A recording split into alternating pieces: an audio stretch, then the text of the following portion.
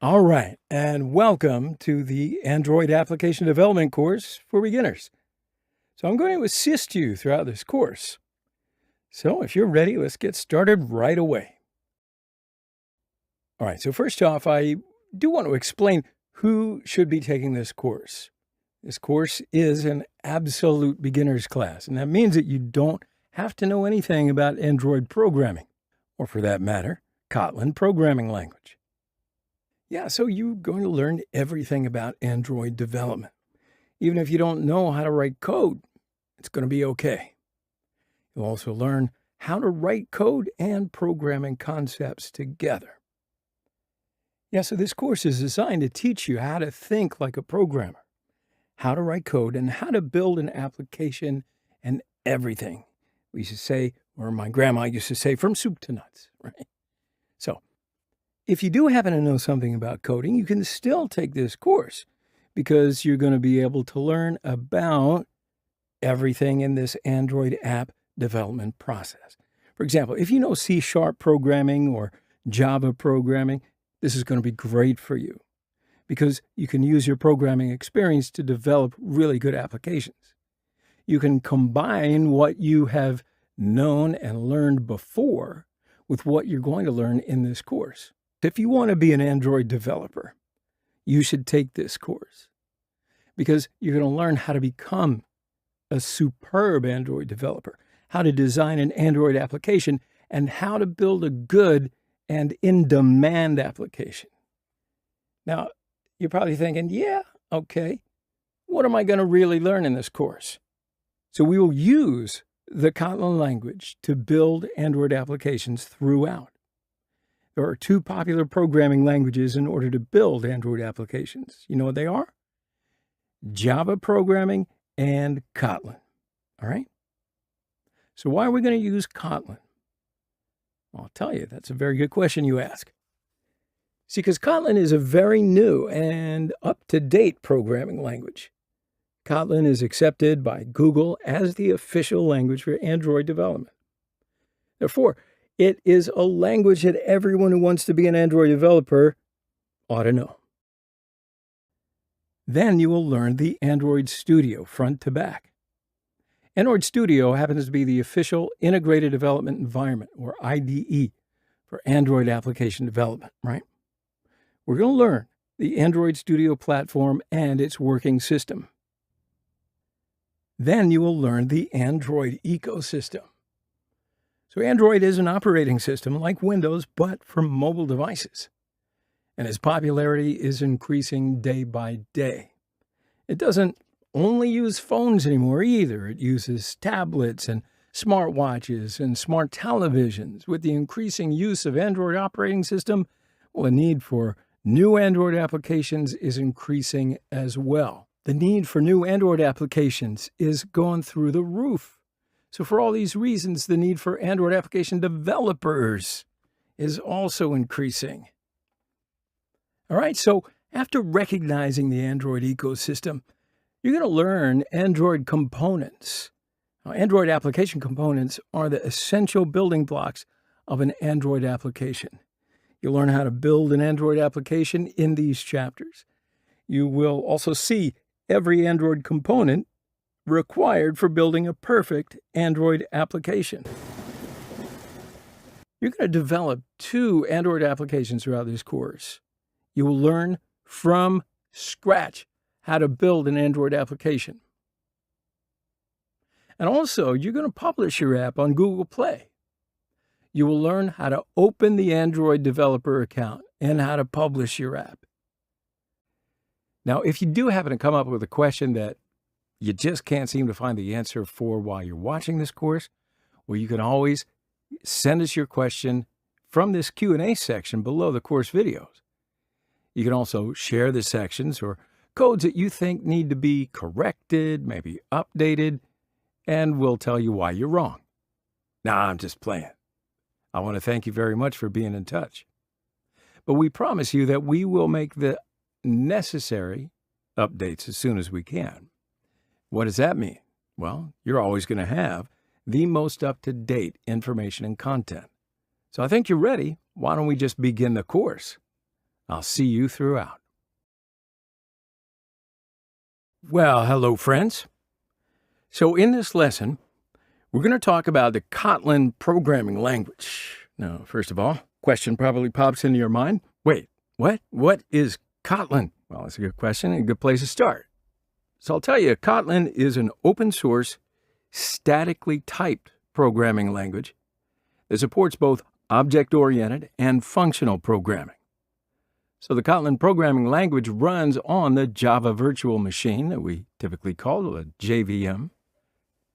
Kotlin language provides syntax similar to languages such as Java, C#, Scala, but it takes its name from the Kotlin Island, which is a Russian island in the Gulf of Finland, in case you were wondering.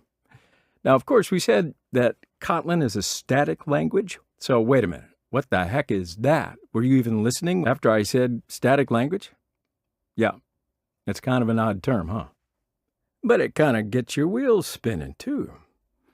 So static programming language is such that every variable type is declared from the very beginning. So that is, when we define a string value, we write string at the very beginning. When we define a numeric value, we write types such as int, double, float at the very beginning of the variable. So therefore, variable types know what these types are even when the program isn't running yet. Okay, so all this means that while the program isn't running yet, if you've made a mistake, it'll warn you and wait for you to correct the mistake. So languages such as Kotlin, Java, C# can be given as examples of static programming languages. Also, there are dynamic programming languages that you might be familiar with. The dynamic programming languages will be languages in which the variable types are determined at program runtime. So when you create a variable, you do not need to specify the type of that variable, whether it's a string or an integer, whatever. So languages such as Python, JavaScript can be given as examples of these dynamic programming languages. Awesome. Glad we got out of the way. All right, so the Kotlin project was first started in 2010 as open source. So it's a completely free language, and its first official version, 1.0, was also released in February 2016. It's a long time, huh? But Kotlin was announced as an official Android development language at Google I/O 2017. That's why the Kotlin programming language became the third fully supported language for Android after Java and C++. So now, Kotlin is officially supported by Google for Android development, meaning Android documentation and tools are designed with Kotlin in mind. Good to know. So I would also like to mention one more thing. Kotlin is 100% interoperable with the Java programming language. And great care has been taken to ensure that your existing code base can properly interact with Kotlin. You can easily search Kotlin code from Java and Java code from Kotlin, and this makes adoption much easier and lower risk. Now, there's also an automatic Java to Kotlin converter built into Android Studio, which makes it even easier to migrate existing code. And all this means that if you already know the Java programming language, you can learn the Kotlin language, well, I would say a whole lot easier and faster. Now, it's okay if you don't know. You don't need to worry. In this course, I'm going to teach you Kotlin programming language step by step. All right, so what are we aiming at with this Kotlin programming language? Well, I'll tell you, by using the Kotlin programming language, you can do more with fewer lines of code. And that means a language using coding has a much simpler, more understandable structure. Commands are clearer. You can also compile your projects faster with Kotlin. So then, wait a minute. What can you do with Kotlin programming language?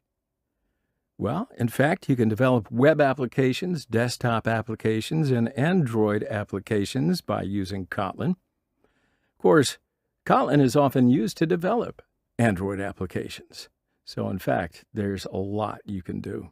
So in this course, we're going to learn how to develop Android applications using Kotlin. All right, my friends? I think that covers what the heck Kotlin programming language is all about, how it's emerged, and some of the advantages of Kotlin. So we'll take a short break here if you want to. In our next lesson, in any event, we will give you some information about the Android ecosystem, which you're going to have to know first, okay? So I want to see you in the next lesson. Well, hello to everybody. So we're going to talk a little bit about this Android ecosystem for this video. So we'll start without wasting any more time because we got to get to it. We got a lot of good stuff to do. All right, be quiet and tell me. You betcha. Android is an operating system designed for use on mobile devices. The Android operating system was originally created for use in digital cameras. Bet you didn't know that, did you? So the Android operating system is developed primarily for use now on smartphones and touch tablets by Android and Google. Google bought the Android company in 2005, and the Android operating system was released in 2008. Although Android is developed for smartphones and tablets, today it's still being used in Android television, smartwatches, Android Auto, and Android Wear devices. Android Auto is the car smart multimedia system, in case you weren't aware. So, Android operating system is used in more than 100 languages today. That's 5.22 billion people who are using a mobile phone today. And that equates to 66.6% of the world's total population. Also, more than 2 billion people use the Android operating system as of May 2017. Google Play has more than 2.8 million applications published, and more than 6,000 applications are published on Google Play every day. More than 20 million application developers will be needed in the next few years. Yeah, I'm looking at you, right? So this means that you need to learn this Android application development really, well, I'd say kind of quickly, but thoroughly, but quickly. So I believe this course is going to be really good for your process, okay? So after this course, you will be a very good Android application developer. All right, well, at least a good one. Anyway, let's get going. So another motivation factor, let's talk a little bit about salary. I know you wonder how much your salary is going to be. Well, I'll let you in on a little thing here. Junior Android developer salaries are more than $55,000 per year in the U.S., but I believe you're going to make more. Middle-level Android developer salaries, more than $100,000. Senior-level Android developer salaries is about $130,000 U.S. dollars per annum, as they say. All right, wet your whistle a little bit. So in this lesson, I am giving you some information about the Android ecosystem. Hope it's useful. Hope it kind of gets you primed, because in the next lesson, we're going to do some setup that you're going to need to know in order to develop these applications using Kotlin. All right, so I want to see you in the next lesson. All right, hello friends. So we are in the next lesson. So that means we're going to learn some programming terms that are common to almost all programming languages. And I think that if we all get on the same page about this, it's going to be very useful for you. So we're only going to talk about the basic meaning of most of these terms, because in our course, we're also going to learn the detailed usage of the related terms whenever it comes up and appropriate. So if you're ready, let's get started. So a package is an organized module of related interfaces and classes. Packages are used to organize classes that belong to the same category or provide related functionality. Now, in object-oriented programming, a class refers to a set of related objects with common properties. So classes and the ability to create new classes render OOP a powerful and flexible programming model. So, for example, there might be a class called shapes, which contains objects which are triangles, pentagons, squares, and circles. You follow? So that an object is a combination of related variables, constants, and other data structures which can be selected and manipulated together. An object can include shapes that appear on a screen or like the age of students in a school. Object-Oriented Programming, OOP. So this is a model defined by programmers that revolve around objects and data rather than actions and logic, okay? In OOP, it's not only the data type of a data structure that's defined, but also the types of functions that can be applied to it. So through all this, the data structure becomes an object that consists of both data and functions. So languages that use OOP concepts are Java, Kotlin, Python, etc. A function is a block of code that can be referenced by name to run the code it contains. Argument, or arg, is a value that is passed into a command or a function. For example, if sqr is a routine or function that returns the square of a number, then sqr4 will return 16. All right? So here the value 4 is the argument. And similarly, if the edit is a function that edits a file, then in edit myFileText, well, you guessed it, myfile.text is the argument. All right, my friends, here's a few of the terms that you're going to hear often in our course. So we'll take a short break here, and I'll see you in the next lesson. All right, friends, glad to have you back. So on this lesson, we're going to prepare our computer to write code in order to develop Android applications using the Kotlin programming language. Now for this, we will first install the JDK, or Java Development Kit. Now earlier, remember we said that this Kotlin language runs on the Java virtual machine. So therefore, in order to develop applications using Kotlin, we will need to install JDK onto our computer. Now, before we move on to the JDK installation, I would like to briefly explain the concepts of a Java Development Kit that we refer to as JDK, a Java Virtual Machine, or JVM, and Java Runtime Environment, or JRE.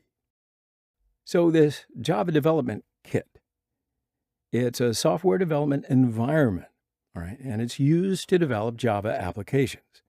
But this package contains all the tools that you need to develop with Java. If you want to develop and run applications, you will need to install JDK onto your machine.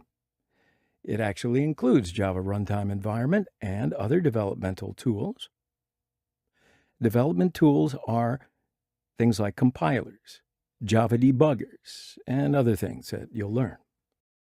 The JRE, or Java Runtime Environment. This is a software package that combines libraries, the Java virtual machine, and other components to run applications written in Java. Right? So the JRE is the runtime portion of Java, and this is all you need to run it in your web browser. It includes Java Virtual Machine, or JVM, and libraries. So the Java Virtual Machine is a virtual machine that runs Java programs. So when we run the Java program, the Java compiler first compiles your Java code to bytecode, and you get this bytecode by compiling the .java files into .class files. .class files contain bytecode understood by the JVM. So in short, if you are a Java or Kotlin programmer, you will need the JDK to develop and run applications, and this package will also include the JRE and the JVM. Yeah, so there you go. That's a brief little overview about the JDK. So we'll move on to JDK installation. So first up, you just have to open your browser, and here I'm using Google Chrome, but I think you can use any browser you want. Let's get too extreme here. Anyway, now let's write download JDK in the search bar. So after pressing the Enter key, I'll just open the first of the results, namely the Java Standard Edition, or SE, Downloads Oracle Technology Network page. So if you notice, the most up-to-date version of Java is Java 16. Now, if you do see another version here, don't worry about it. The JDK installation is the same in all versions. So you can successfully complete the JDK installation just by following the next steps. So I'll click on JDK Download, and that's the link in the Oracle JDK section here. So this page that opens, this is the Oracle JDK page. I want you to notice there's an important warning text here, okay? Oracle JDK changed its license April 16, 2019. So in other words, while personal and development JDKs were free, those used for commercial purposes have become paid. So for that reason, Oracle offers us the open JDK version, which is open source. So that's why I'm just clicking on the jdk.java.net link here. So from this page it opens, I'll choose JDK 16, which is the most up-to-date and ready-to-use version. Now from this page it opens, we can download the appropriate JDK for our computer. And as you can see, there are JDK installation files for Linux and Mac and Windows. Now my computer's is operating with Windows 64-bit, so that's why I choose the zip option from here. And you can see that my download has started. I hope yours has too. So, of course, depending on your internet speed, it could take some time to download.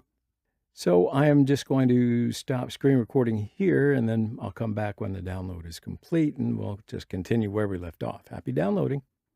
All right, my friend, so my download is complete, so I'll continue by clicking on the arrow icon right here and select Show in Folder.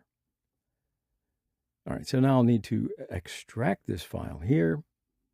Now, of course, you have to have a compression or decompression program on your computer to be able to do this. If not, you can always download it from the link that I've added right into the resources of this lesson. So now I'll just right-click on the zip file and select Extract here.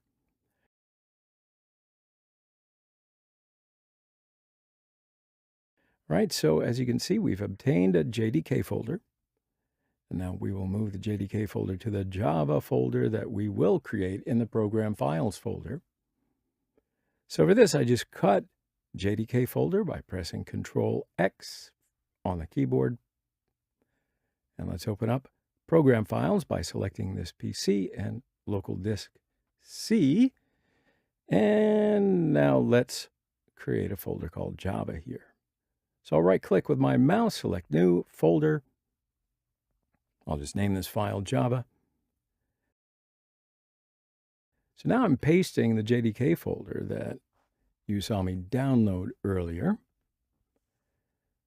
All right, so we have now installed the JDK on the computer, but we do have one last step to do. We need to define the path of the java.exe file in the JDK folder here to the operating system. So for this, I can just open up JDK folder, and I also open up the bin folder. All right, so let's find the Java file here.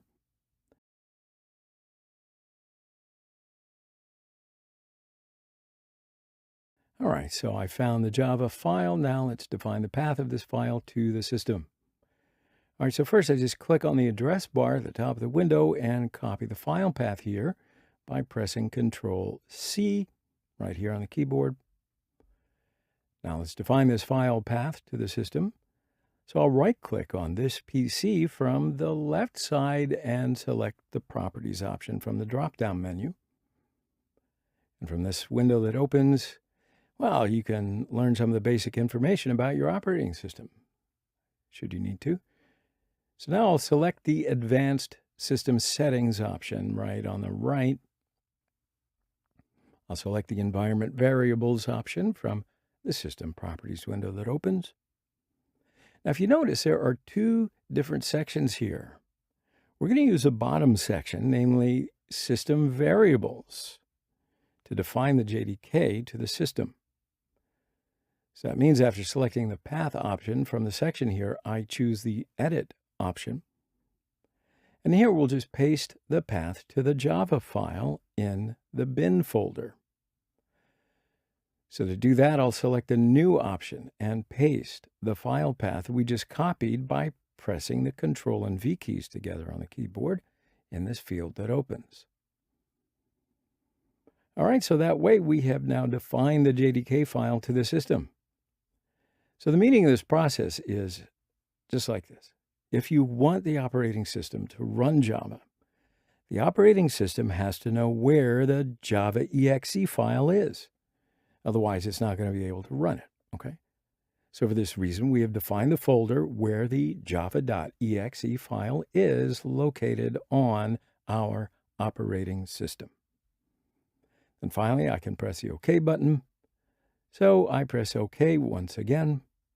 And there you have it, my friends.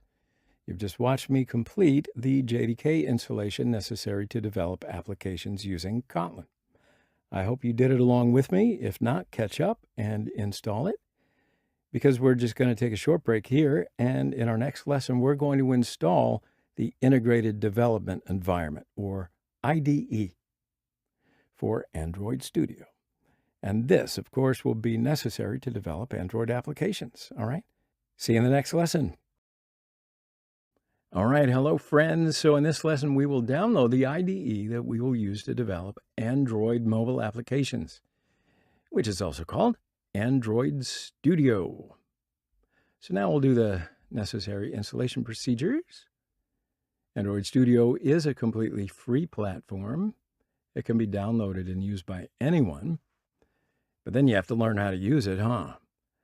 Now, I also want to explain a little bit that IDE is a software application that combines all of the features and tools needed by a software developer. So a developer would be able to debug, run, and test applications with IDE. And because it provides useful debugging and testing features, it's all in one handy place. So IDE helps us in quickly navigating to a type without really needing to worry about our project. It also provides auto-completion. That means you start typing a part of a function or a class name and press a shortcut combination, then the rest of the name will be automatically typed in for you. I love it. Now, all these features are pretty good reasons for you to prefer an IDE. But I'll tell you something for nothing. The most used IDEs for Kotlin are Android Studio and IntelliJ. I prefer Android Studio. So I'm going to introduce Android Studio to you, and I'm going to write Kotlin programs on Android Studio during this course. All right, how's that? So if you want to continue with me, let's do these necessary steps to download Android Studio now. All right, so first up, we need to open our browser. So in the search bar, we just write Android Studio Download. Press Enter. And here we will open the second result, namely download Android Studio and SDK tools. Now, if you pay close attention, the site is the developer.android.com site, right? So this site is a site that Android developers must follow, my friends. So you can follow the latest developments, updates, and documentation required so that you too can develop applications on and for Android here. All right, so we can now proceed with the download. So this looks like the most up-to-date version of our Android Studio. Now, of course, I do want to point out something here. Android Studio is continually updating. So even while I was creating this video, the most current version is 2020.3.1. So this version is called Arctic Fox, right? So this version might appear different to you. But pretty much the download and installation process of Android Studio is the same. So it just won't make a difference. But if you do see a different version here, I just don't want you to worry. All right, so just by following these steps, I'm going to explain how you can perform the download and installation process, and then we'll get going, okay? Now, before proceeding with the installation process, I would like to show you these Android Studio system requirements. Now, at the end of the page is the system requirements section. So just review the section. You can find out whether the computer you're using is sufficient enough for Android Studio. Just a little disclaimer here. If your computer does not meet these specifications here, you could, well, buy a new computer. Or you can just change some of your computer's features, right? For instance, if your computer has 4 gigs RAM, you could increase it to 8 gigs relatively simply and inexpensively. You could even drop back a version or 2 of Android Studio, but, I would pretty much recommend you to just move forward. Whatever it takes, right? But anyway, let's just now download Android Studio. So I'll open up the top of the page, and if your computer's operating system just happens to be Windows 64-bit, it'll pretty much look like mine, and you can start the download process just by clicking the Download Android Studio button here. If your computer's operating system doesn't happen to be Windows 64-bit, well, you can click on the Download Options tab on the left. So when you click on that tab, see the download links for 64-bit, Mac 64-bit, Linux 64-bit. But yeah, you probably noticed there's no option for 32-bit operating systems. So it's time for you to get into the 21st century if you need that. I'll tell you why. Because Android Studio doesn't support 32-bit at all since version 4.0. So if your operating system is 32-bit, well, just go ahead and download Android Studio 3.6.3. All right? So this is the last version of Android Studio before 4.0. No shame in it, my friends. This is how we learn, right? Anyway, for this, we could click on the Download Archives link. And then from the window that opens up, we just need to accept the relevant contract terms. So for this, I could click the Agree with Terms button. And as you can see, we have accessed all of the versions of Android Studio. So we're a pretty versatile bunch, huh? So from here, you can find the 3.6.3 version of Android Studio and use a download link required for 32-bit operating systems. So whichever version you want, let's start the download process. So of course, I'm going to open up the previous page since my computer's operating system is Windows 64-bit. That means I will download the appropriate Android Studio. But no matter which page you're on, just click on the file with the extension .exe here. And in order to download the Android Studio, we will need to accept the terms of the contract. After confirming the checkbox here, the button that we will use to download Android Studio becomes active. So clicking this button will start the download process. So I'll just click the button. And yeah, so here you can see that the download has started. And yes, just like before, the download process may take a little bit depending on your internet speed. So I'm just going to fast forward through this. Wow, that was fast. And now you can see that the download is complete. So I'll click on the arrow button, well, it's really an icon, to the right of the downloaded file and select the Show in Folder option. So here we can view the file that we've downloaded. So I'm just going to double click on this. Windows asks, do you allow this application to make changes to the computer? Yeah, that's quite a warning. I'm just going to press yes. So the warning might not appear for you. It's not really important. But whatever you have to do to install, you'll install, because here you can see the installation screen opens. And here we click on Next. And once again, we press Next. Right, so the location where the files will be saved will be written to, so you can change this location or you can just keep it wherever it is by default. I usually prefer, actually, the default file path. That's why I just press the Next button, once again, without making any changes. That way, if it knows, I know. So here it asks if we can create a shortcut for Android Studio. Now, in fact, it's reading my mind because I do want to create a shortcut. You don't have to if you don't want to, but just confirm the checkbox here. So I'm not going to make any changes. So now we can start the installation process. By clicking the Install button here, we will start the installation. And as you can see, the installation process begins. And just like downloading, this process may take some time, so I'll just fast forward. And yeah, that was a great installation. And now it's complete, so I'll press Next.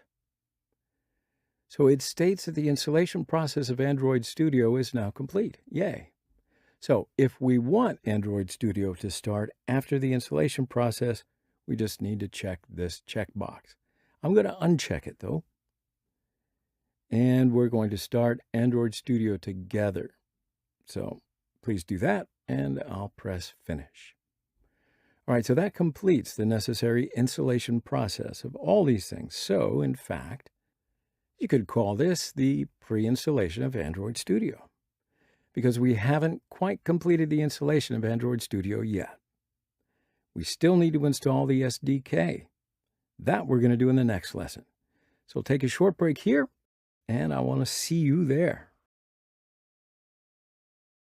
Well, hello, friends. So in our previous lesson, we downloaded Android Studio to our computers and installed it.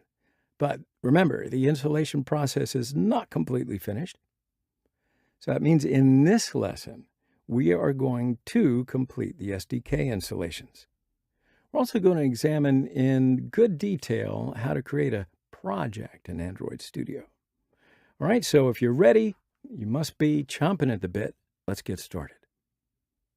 So first, let's find Android Studio app where we downloaded it from the search bar.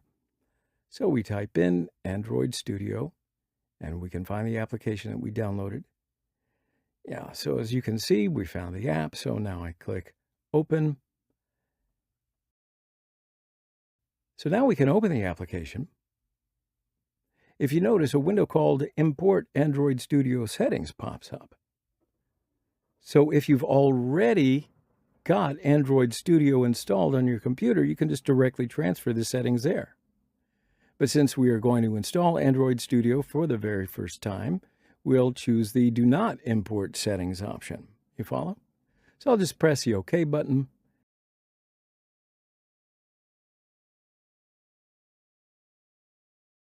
Now here it asks if we want to share the data with Google.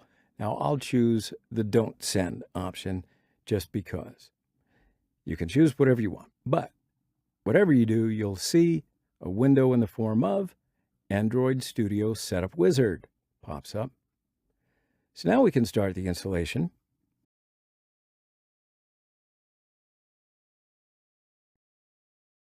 So I'll just press the Next button, and here we come up to two different options: standard installation, custom installation. So you can complete the necessary installation procedures by choosing the standard installation from here.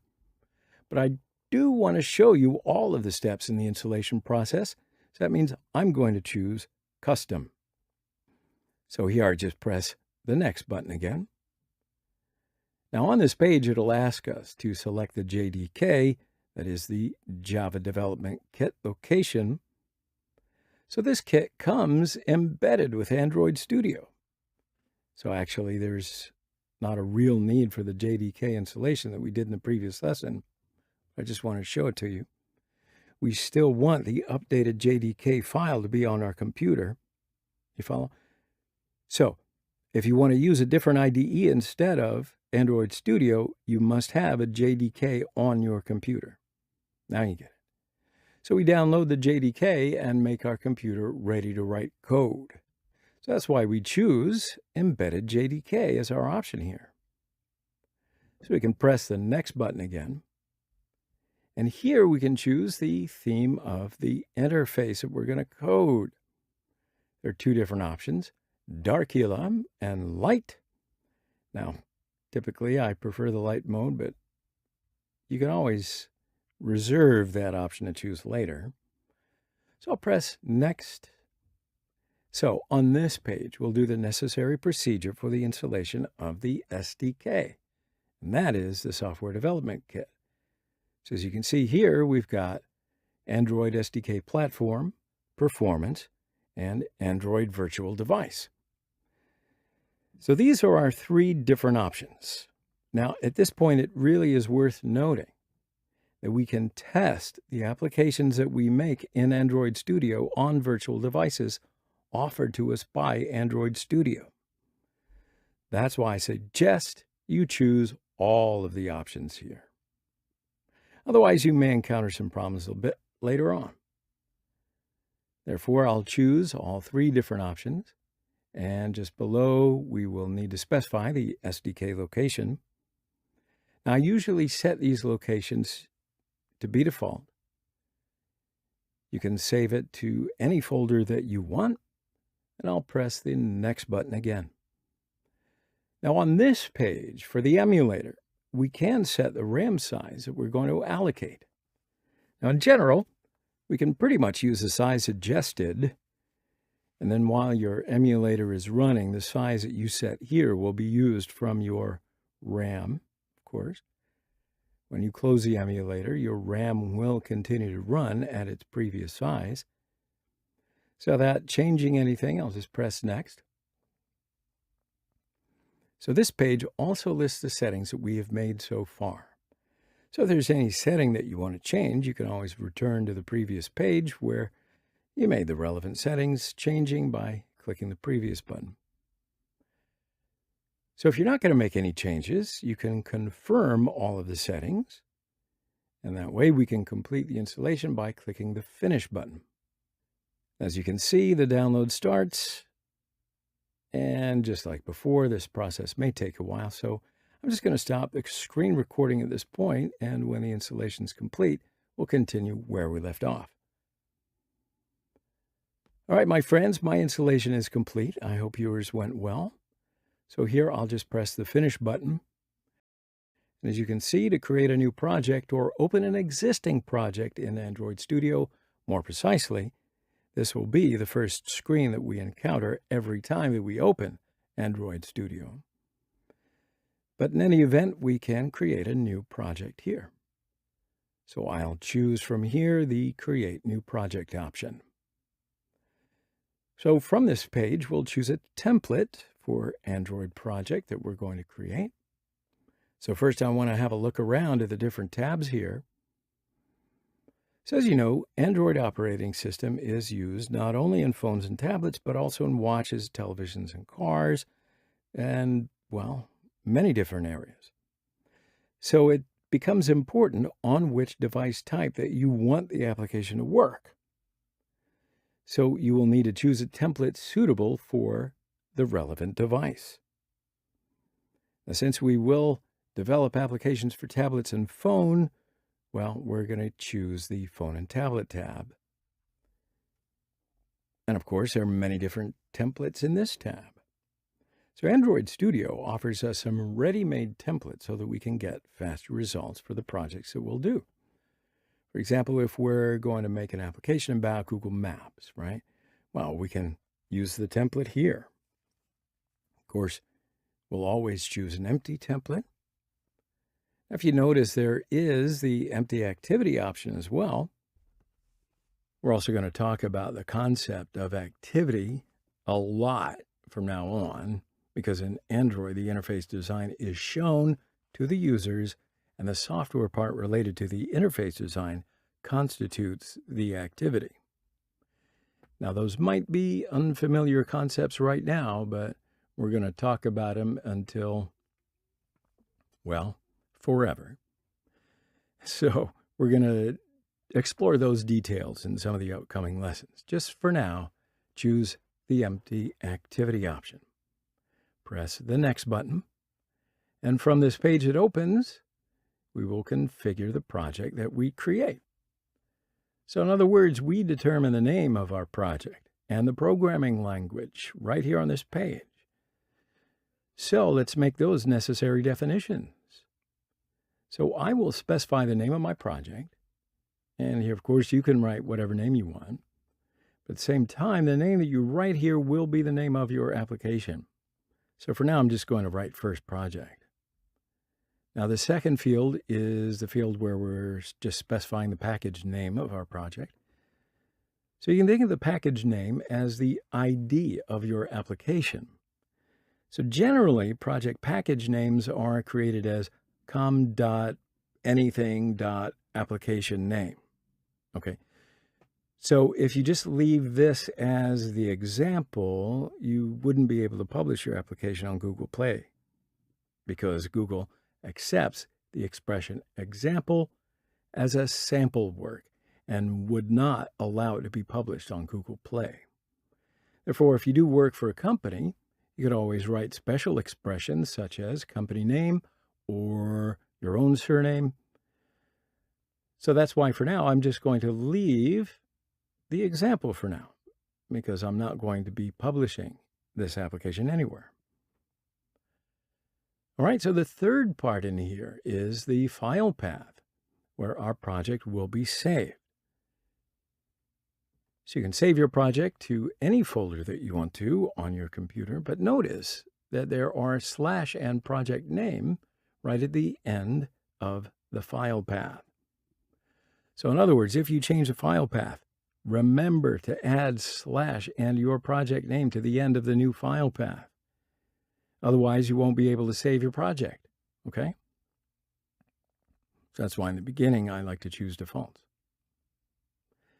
So here in the fourth part, we'll need to choose the programming language that we will use in our project. Now, we will be building our applications using the Kotlin programming language, so that's why I choose Kotlin from here. The fifth partition is the minimum SDK partition. So in other words, from which version of Android will we want the applications that we're going to make run? And we can determine this right from this section here. So as you know, Android is constantly releasing new versions, like Android 9, 10, Android 11. So it's from this section that we can determine the minimum Android level that the applications that we will make are going to work on. For example, if we choose Android 8, well, the application that we will make will also work on Android 8, Android 9, Android 10, and Android 11. So that's why the version that you choose refers to the minimum Android version.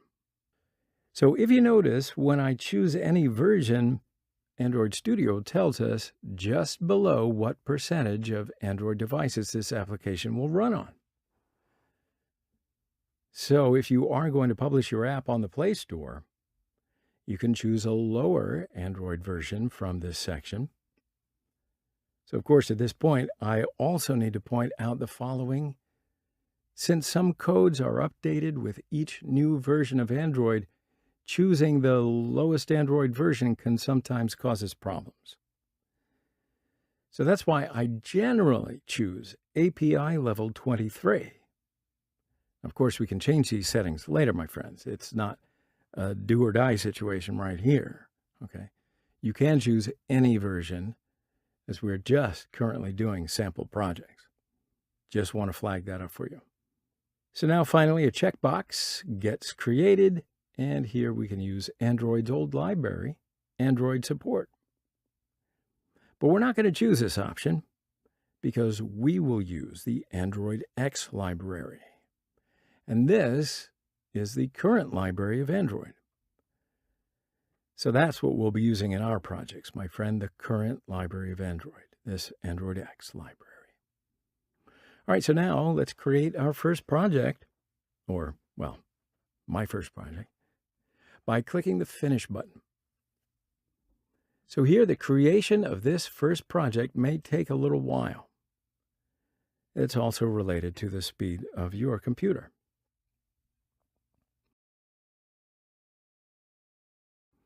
Now, you may also encounter an assistant like this when any invocation or update is made in Android Studio. So you can review this document. You can also close this window just by clicking the Assistant tab here.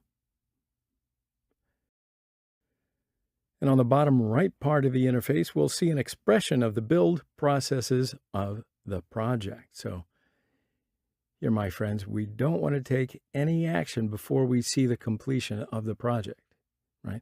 Otherwise, you may encounter some problems, and you don't want to do that right at the beginning.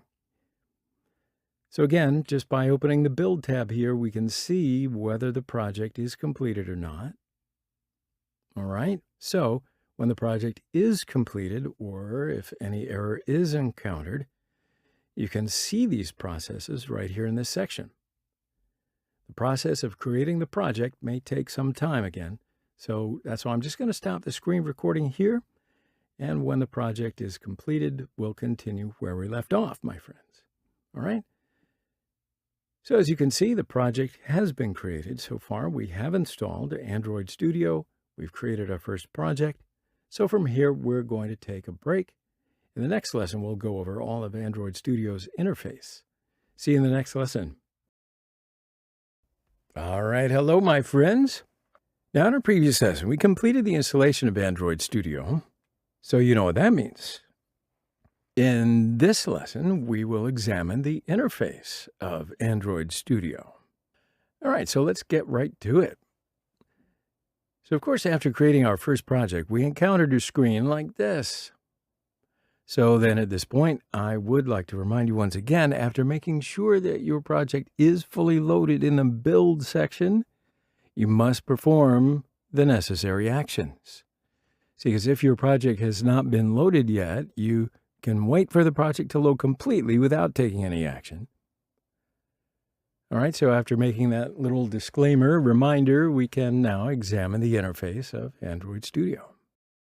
All right, so if you have a look, we can actually break down this interface into 4 different parts.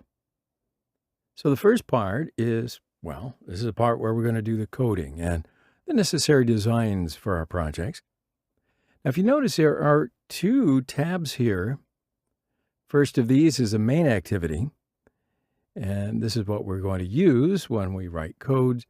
And the second one is the XML file that we can design for our project. Now, while developing an Android application, we first create the design of the application that we're going to make, and then we can write all the necessary coding for this design. So in fact, this section is what we will use as the very basis of what we're going to do from here on out. So for now, it's enough to know that this is where we start. So after examining the other parts of the interface, we're going to examine this part in detail. So in other words, we'll come back to it. Now, the section here on the left is the section where the project files are located. So if you see this part differently, you can just click on the part that says Android above. So here on your screen, it might say project instead of Android. Okay, so you can choose the Android option from the pop-up that opens, and here's a little menu. And let me just talk about this a little bit. So when we create a project in Android Studio will also create many different files related to our project for us, just automatically. So that way we have the opportunity to run our project on different platforms, share it with different people, or even publish our project. So this feature is the main reason why we use IDEs like Android Studio instead of a simple text editor when coding. So if the project is selected instead of Android here, we will view all the created project files in here. Of course, this kind of creates a complex view because while developing applications, we're not actually going to be using every file that is automatically created. Therefore, for a simpler view, just make sure that the Android option is selected here. So if we examine the project directory here, a new folder has been created under a Java folder with the package name that we specified when creating the project. And just below the package folder, the Kotlin class, that is main activity, where we will do the coding, right, has been created as well. So when we develop an app, we will make our applications where we will need more than one class, yeah? So here are the Kotlin classes that we will create for this stage. Now, you may not know the concept of each of the classes right now, but don't worry. We will learn these terms in detail throughout our upcoming lessons. Now, we also talked about the design file. So where is this design file, you might ask? Well, if you look a little further down the project directory, you will see a folder named Res has been created. And this is actually the resources folder. Maybe I should call it Reese. But then I think of peanut butter cups. Okay, so this is the folder, in any event, where the design files, images, colors, writing styles, and themes related to our project are kept. So we're going to dig into these in detail too in the future. I want you to also have a look in the layout folder here. There's the design file of our application. So now if you close the main activity class and the activity main.xml file right there next to them by pressing the X sign, you can open them up again from the project directory. So we can also collapse and expand the part reserved for the project directory. For this, you can position your mouse on the line between project panel and main panel. Now notice that the cursor has changed, right? So you can expand or collapse the project panel by dragging it to the right or the left. You can also close and open your project panel completely. For that, you just press the minimize icon here. If you want to open the project panel again, you can just click on the project tab here. All right, my friends, so that's pretty much the project panel. So now we can look at the menu bar at the top of the interface. So here you can see many windows and many interfaces. From the File tab to the Help tab. Okay, so first we can examine the File tab. As you can see, there are many features in here, but we will examine the features that we will use just, for the outset. During the course, we will, of course, examine the other features as we need them. So first off, you can create a new project by using the New and New Project options here. By using the Open option, you can open up a project that you have created before. You can also close your open project by just using the Close Project option. You can use the Settings option here to make the necessary settings for Android Studio. Of course, some of our friends will be using the Macintosh OS. So we can, or you can, anyway, click on the Android Studio icon that's just to the left of the File tab and select Preferences from the pop-up menu that opens there. All right, so now let's go ahead and open up the Settings screen. Now you can search for the feature that you want to, because there's a very clever search bar here. For example, size of text in the area where we will be coding can be quite small. So I'll just enlarge it text so that you can see it better. All right, so for this, I just type font in the search bar. And as you can see, when you type font, the relevant features become available. So in order to change the necessary features, I'll first delete the text font from the search bar. Thus, the relevant fields become active. So now you can change the font from the font section here. You can also enlarge the size of text from the size section just below. So I'm going to set the font size to 18. Press OK or Apply at the bottom right. And that applies the changes. So as you can see, the text can be more readable now. Of course, you don't have to make it that big. I'm just doing it in a way so that you can see it easier. But now I want to look at another feature. I'll go back to the search bar and type in theme. All right, so using this feature, you can change the interface theme to dark mode or light mode, depending on your preference. All right, so let's examine the SDK section and finish the settings. So I'm writing SDK into the search bar. Here you can see SDK. And there are also 3 tabs just below. So the first is SDK Platforms. If there were any problems during the installation, we could download the SDK that we need from here. As you can see, here's the installed statement. If you happen to have an other statement, you should tick the checkbox here and press the apply button. And that way you just reinstall SDK. Just installs what's necessary. So I open up the second tab, SDK Tools. As you can see, there are 4 tools installed here. If you're missing any of these, if it's not installed or if it needs to be updated, just go ahead and tick this checkbox here and press the apply button. Now, of course, some of our friends are going to be using AMD processors, so you will need to select the Android emulator hypervisor driver for AMD processors. Such an option that you can check here. Now, I actually should mention that we are going to test the different applications that we develop on virtual devices that Android offers to us. These are typically called emulators, right? So these emulators use virtualization technology. Therefore, virtualization technology must be active on your computer. Otherwise, you wouldn't be able to install the emulator. Now, I shared the steps that you need to do to activate the virtualization feature of your computer as an information note in our next lessons, but I just want to give you a heads up. This feature is usually active on computers that already have an Intel processor.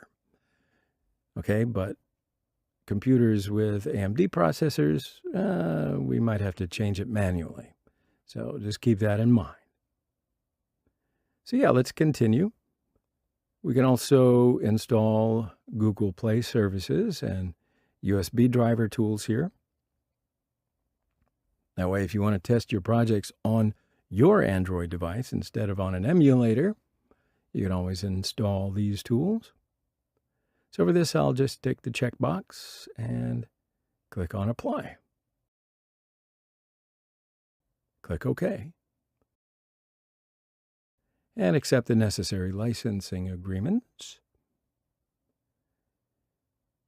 So when you click the Next button, the necessary installation process begins. And of course, my friends, if you encounter any errors during the installation process, if the necessary tools are not properly installed, well, you can just go back to the Settings section and complete your installation. All right, so now that the download process is over, I'll just press the Finish button. And sure enough, my friends, that completes this edition of the Settings Show. Now let's have a look at some of these other tabs that we're going to use. So I want to show you the View tab. So by using this tab, you can toggle many views in the interface. For example, by using the Tool Window tab here, we can open and close the tools on the edges of the interface. And again, from the Appearance section here, you can choose which tools that you want to appear on the interface. For example, if we select the toolbar from here, the Save the Project, Open an Existing Project, or Reload the Project icons will appear on the interface. The View tab is, well, generally like this, so I don't think I have to do anything more here because we're actually not going to use these other tabs here much, but you never know. So you can open those and close those in your own time. But I just wanted to let you know where they are. So finally, though, I do want to show you the Build tab here because sometimes after the project is created, well, you might get an error or two. So in that case, you may need to rebuild your project. So to rebuild the project, you can just use the Rebuild Project tab here, and it'll allow you to rebuild your project. There may be some other situations where you need to restart your project, so you can always restart the project by selecting the Invalidate Caches and Restart, which is the option here under the File tab. And but don't worry, I'm going to explain this section in the tutorial where we will install the emulator, all right? So don't get too carried away. So why don't we go ahead and examine a little bit of the design area. So for this, I want to open the activity main.xml file. If you want to, we can close the project panel and you can see it more easily. All right, so that looks better. So we're only looking at the design space now, right? So we can get the design space a little closer, a little bit broader, a little bit fuller. And we can examine this design area by breaking it down into 4 different sections. The first is this palette section, upper left, okay?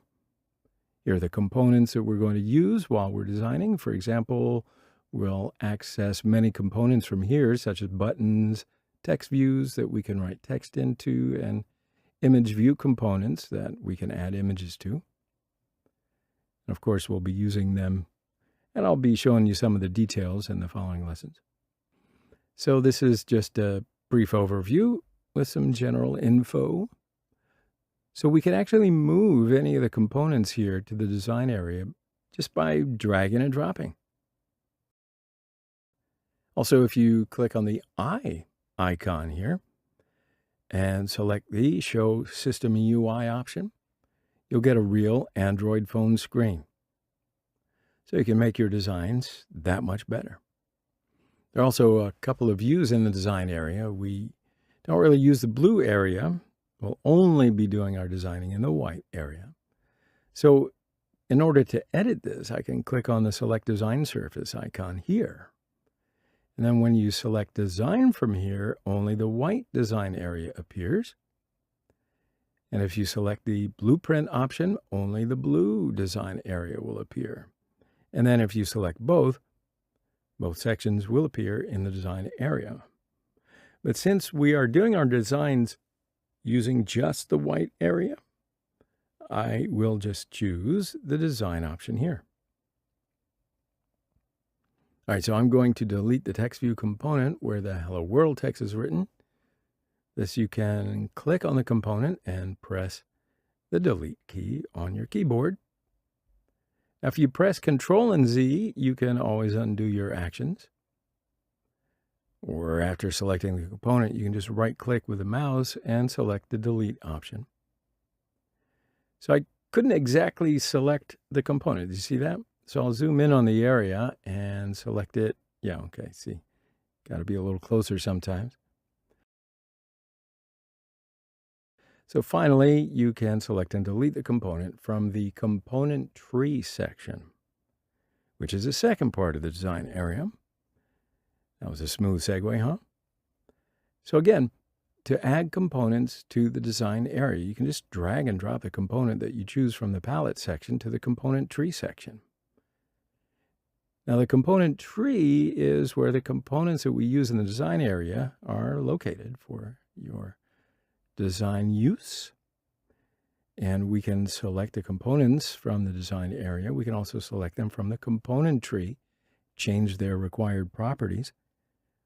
We can also change the properties of the components from the attribute section located on the far right. Now, to change any feature of a component, for example, the text size or the color, after selecting the component from the design area or the component tree, we can find the feature that we want right here from the attribute section and make any changes that we want to. And of course, we'll be doing all of these processes in detail later on, but now you know where they're located. So I do want to tell you this, though. If you notice, the design file is actually a .xml file. So in other words, an XML code is actually created for all the components that we'll be using while designing. And here are all the properties of the components as well. For example, to add a button to the design area, we can add the button from the palette by dragging and dropping, or we could create it by writing the XML code. And for that, we can just open the split or code tabs on the upper right corner. And if we open the code tab, we will only see the section where the XML codes are written. So if we open the split section, we can see both XML and design.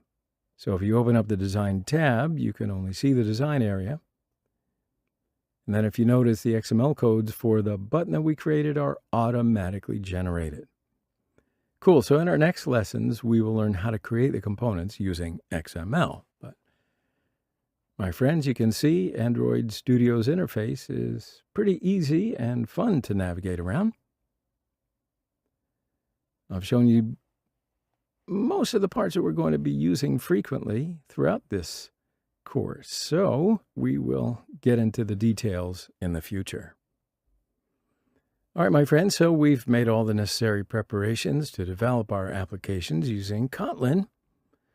So now we can just, well, now that we're all set up, we can just focus on learning the Kotlin programming language.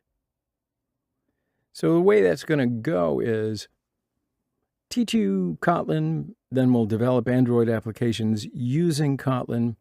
So therefore, I will install the emulator after we hit up some of this Kotlin language, okay?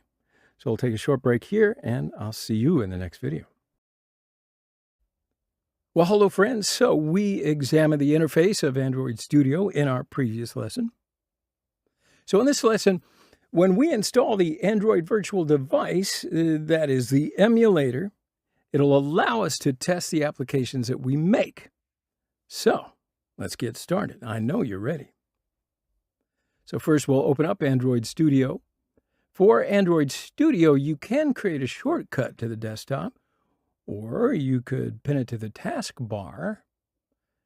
So this way you can open it, well, quicker, easier, whatever you like. Now, before creating a new project, let's look at how we can open a project that we created earlier. So the section that you see here is the section where the projects you have created before are listed. If a project you've done before appears in this area, well, you can open up your project just by clicking on the project with the mouse. So if the project that you want to open does not happen to appear in this area, there is another way. You got to select the Open option up here. So you can open any project on your computer just like that, right? So this is where you're going to need to know the file path. In other words, where your project was saved. So here I want to just give you a little reminder. After installing Android Studio, when creating the first project, we had to specify the folder where the files will be saved. You might have thought I was a little, well, obvious there when I was telling you you've got to remember, you've got to call it something that you're going to remember, right? Anyway, your projects are saved to that file path that you specified at that stage. So if you know where your project has been saved, at this point, you're going to need to access the folder that contains your project. As you can see, I've accessed the first project that we created, the first project file. So you have to make sure that your project is selected here. You shouldn't have to scroll down the triangle, this little disclosure triangle here. You shouldn't have to really open that to the left of your project. You just have to choose the project file, right? So after making sure that the project file is selected, we can open up our project just by pressing the OK button. All right. So let's create a new project. To create a new project, we got to select the New Project option from here. And as from this section, I will select the Phone and Tablets and the Empty Activity option. I'll press the Next button. Now in this window, we can configure our project, so let's do that. Project name may be My Android Project. And of course, you could give it any name that you want, but just remember what it is. Now from this section, you can change the package name of your project, or it can stay that way for now. I'm not going to change the file path where the project will be saved, but if you do need to change it, you can just click on the file icon here, select the file that you want to save. Then after specifying the file path, remember to write / and project name at the end of the file path.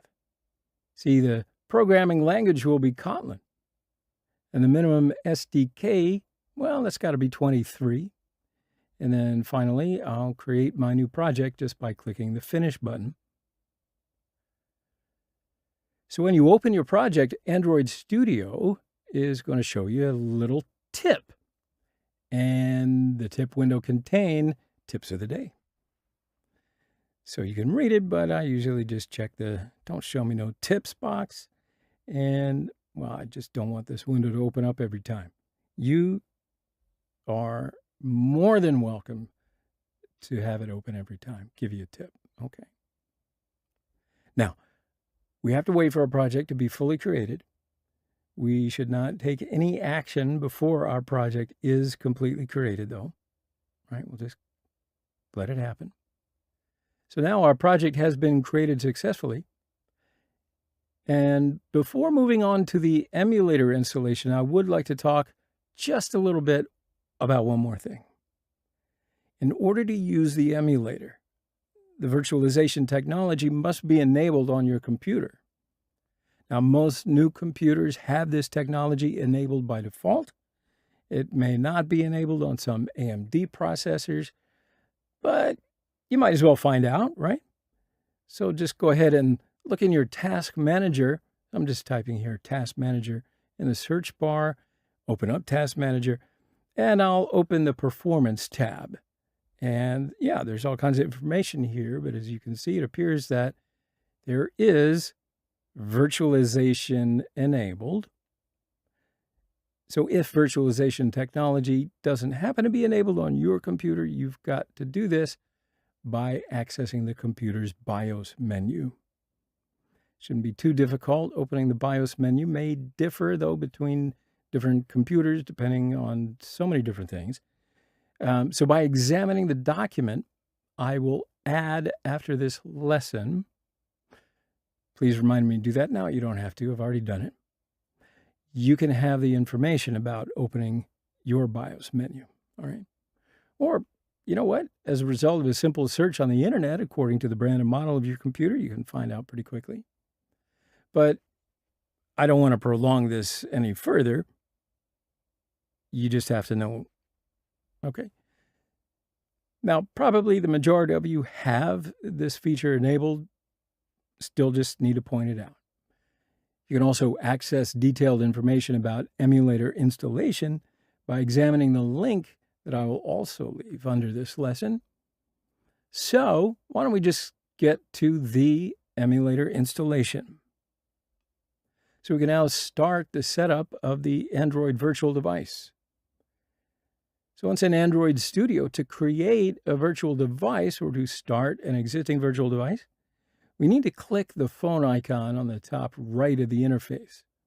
So notice, when I move the mouse cursor over to the phone icon, AVD Manager appears.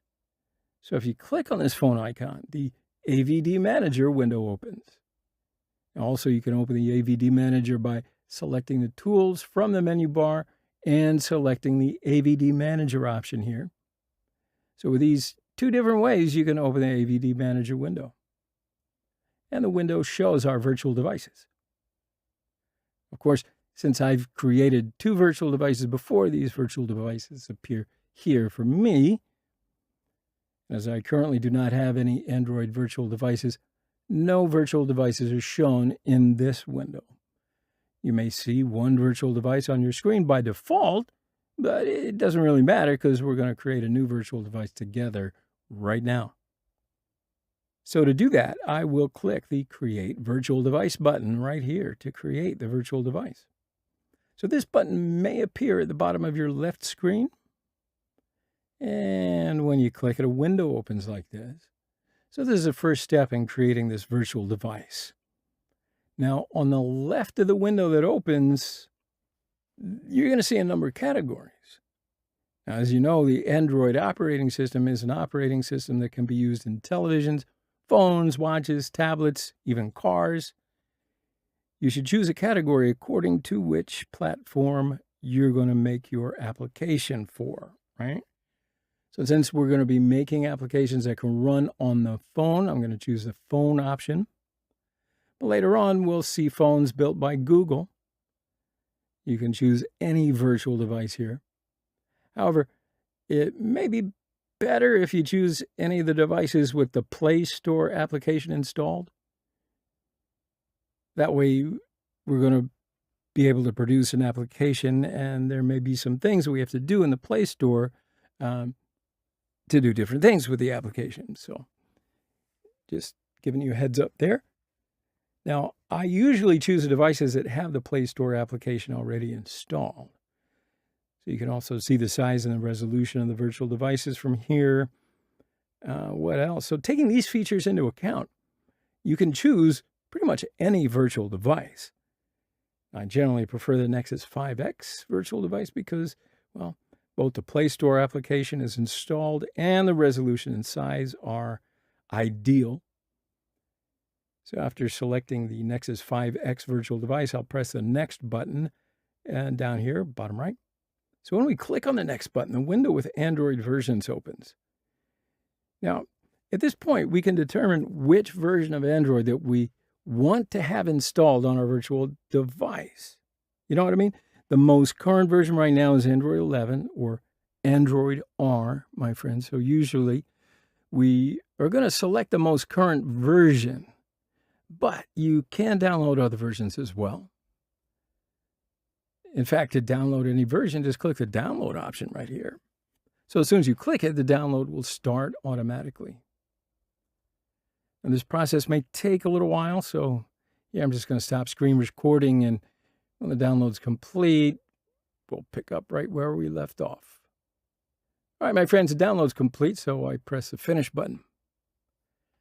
Thus, the version of the Android that we downloaded will be installed on your virtual device. So now, after downloading the Android 11 version, we'll just press the Next button again. This step is the last step of the process of creating a virtual device, in case you're wondering. You can also name your virtual device from this window that opens up. However, we usually use virtual devices with the default name here. You might know why. You can also specify the startup orientation of your virtual device from here. And here we can also choose the portrait option in general. That's what I'll do. And yeah, we can now create our virtual device by clicking on the Finish button. So as you can see, our virtual device has been created. Now at this point in time, I will show you how you can delete a virtual device that you've created from before. So we click on the gray triangle at the end of the line here where each virtual device is shown. Clicking it opens some views, and if you select the Duplicate option, you can create a copy of your existing virtual device. If you choose the Delete option at the bottom, you will completely delete that virtual device that you've created. And if you choose the Wipe Data option, well, you're going to delete all the data on your virtual device. Now, sometimes we can use this option because as we develop projects and test them on our virtual device, the size of the virtual device on the disk increases and kind of begins to slow down. So if you ever get stuck in that situation, you might just want to clean out your virtual device. All right, so why don't we run our virtual device right now? So to launch the virtual device, simply press a triangle that looks like the play icon here. And by clicking this triangle, you're going to launch the virtual device. Now, again, this process may take some time, my friends.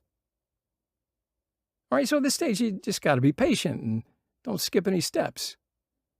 But as you can see, the virtual device is just like a real phone. Of course, the installation process takes a really long time. So I'm going to speed up this part a little bit so that the duration of our lesson doesn't extend beyond what's, for real. All right, cool. So our virtual device is now turned on. So firstly, let's log into the Play Store using our email address. So I'll press the Sign In button.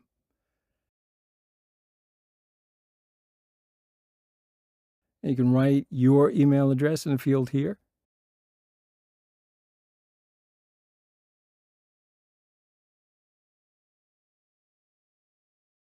So after typing your email address, just click the Next button. Next up, we need to accept the Google Play Terms of Agreement. And we must also accept the rules of Google services. As you can see, we can now access the application we want from here, just as if we open the Play Store application on a real device. I still trip out on that. Of course, I explain these steps for you right now, but that's cool. It's not really necessary to know about for your application development, but for me, I like to know where I'm going, right? Also, I really don't recommend installing and running any application from the Play Store on your virtual device, just in case you're tempted, because, well, the virtual device kind of works slowly. It's really not for that. There's really no need to slow down by installing more apps anyway. So why don't we take a brief look at some of the other features of your virtual device? You can turn on your emulator device on and off using the power button here. You can increase or decrease the volume of the device. You can take the phone in portrait or landscape mode. So here you can see the back, home page, and overview buttons. And look at this, by pressing the More option here, we can access other features. Yeah, you can use maps here. And here again, you can see cellular, battery status. From here, you can access the camera of your virtual device. So again, there's an area where you can make virtual calls. Now, of course, we're not going to be using these features throughout this course, but I'm just showing you because it's kind of fun to have a tour, yeah? So let's close this window now by pressing on the X in the upper right corner. And from here, if you swipe up with your mouse, you can access the apps on the phone. All right, so, hey, that's the installation of the virtual device. There you go, now you know. Now, how can we run our project, the one that we're going to make on a virtual device? Well, there is an answer to your very good question. First of all, we can minimize our virtual device by clicking the minimize icon here. Now, in future, when we're having our lessons, we're going to make some applications and we'll need to test these applications right here on the virtual device. So notice here, we see the virtual device that we have just completed in the setup, right? If we had more than one virtual device, or if we connected a real Android device, we would be able to see all of the devices here. Now, which device you're going to want to test your application on? You should choose that device. Makes sense?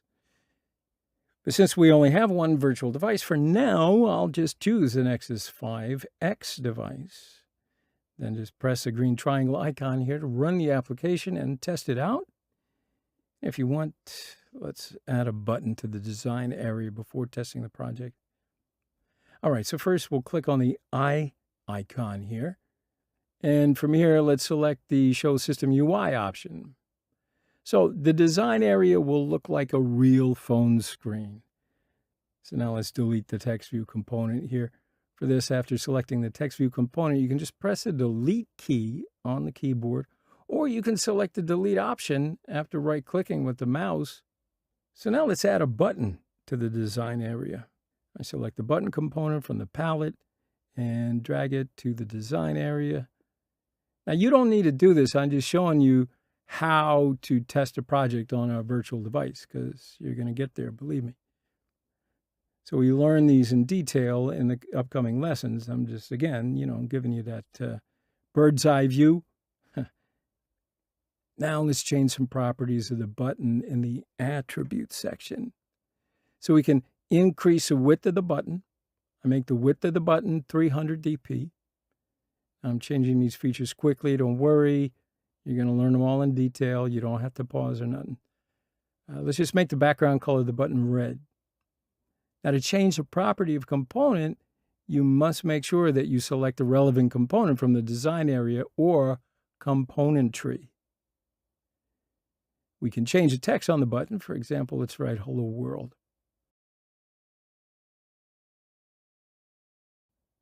After changing any property you want, you can apply the change to the component by pressing the Enter key on the keyboard. Why don't we go ahead and change the size of the text Hello World. All right, cool. So I'm going to make the text style feature bold, actually. And finally, determine the constraint values of our button.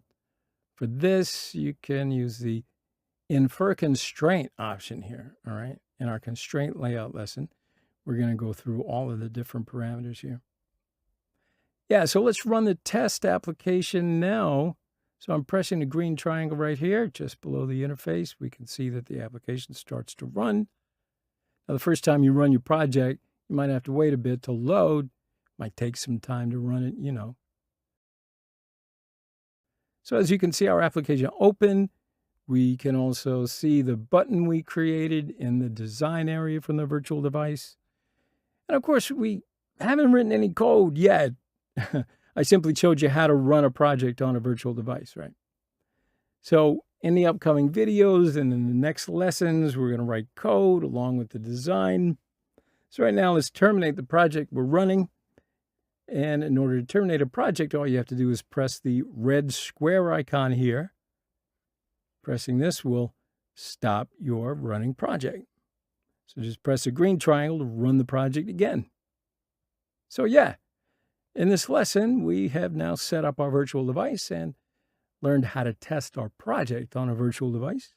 So we're going to take a short break here, and in the next lesson, we'll continue to review Android Studio. All right? See you in the next one. Well, hello, friends. So in this lesson, we're going to install Genymotion, which is another emulator. So Android virtual devices may not work correctly on some friends' computers, so you can use the Genymotion emulator as a secondary device if you'd like. So in this lesson, we're going to learn how to install the Genymotion emulator. Now, if you've successfully created the Android virtual device, you can skip this tutorial, or you can still create and use a Genymotion emulator. Either way, you're going to learn something. So first up, let's open up the web browser of your choice. And I'll just type in download Genymotion in the search bar. I then hit enter on the keyboard and go to the Genymotion site right here. All right. So my friends, if you pay attention here, there are Genymotion's download links for Windows, Mac, and Linux. Now, since as you might have noticed, my system is Windows 64-bit, well, that's what I'm going to download for my Windows machine. So just make sure that you download what you need for your machine. Also, can you see there are two different options here, without VirtualBox and with VirtualBox? If you have a VirtualBox installed on your computer, you can select the without VirtualBox option from here. Since there is no VirtualBox on my computer, I'm going to choose the with VirtualBox option here, my friends, and maybe that's what you'll do as well. So pressing the button here starts the necessary download process. Now the download may take some time, so therefore I'm just going to stop the screen recording and then pick it up when we get back. Now the download's complete. We will continue from where we left off, my friends. So before proceeding with the installation process, I would like to mention one more thing. If you pay attention, here are some system requirements for using Genymotion.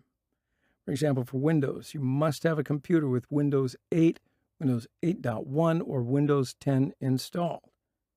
Also, your computer must have a 64-bit operating system. And again, virtualization technology needs to be enabled, my friends.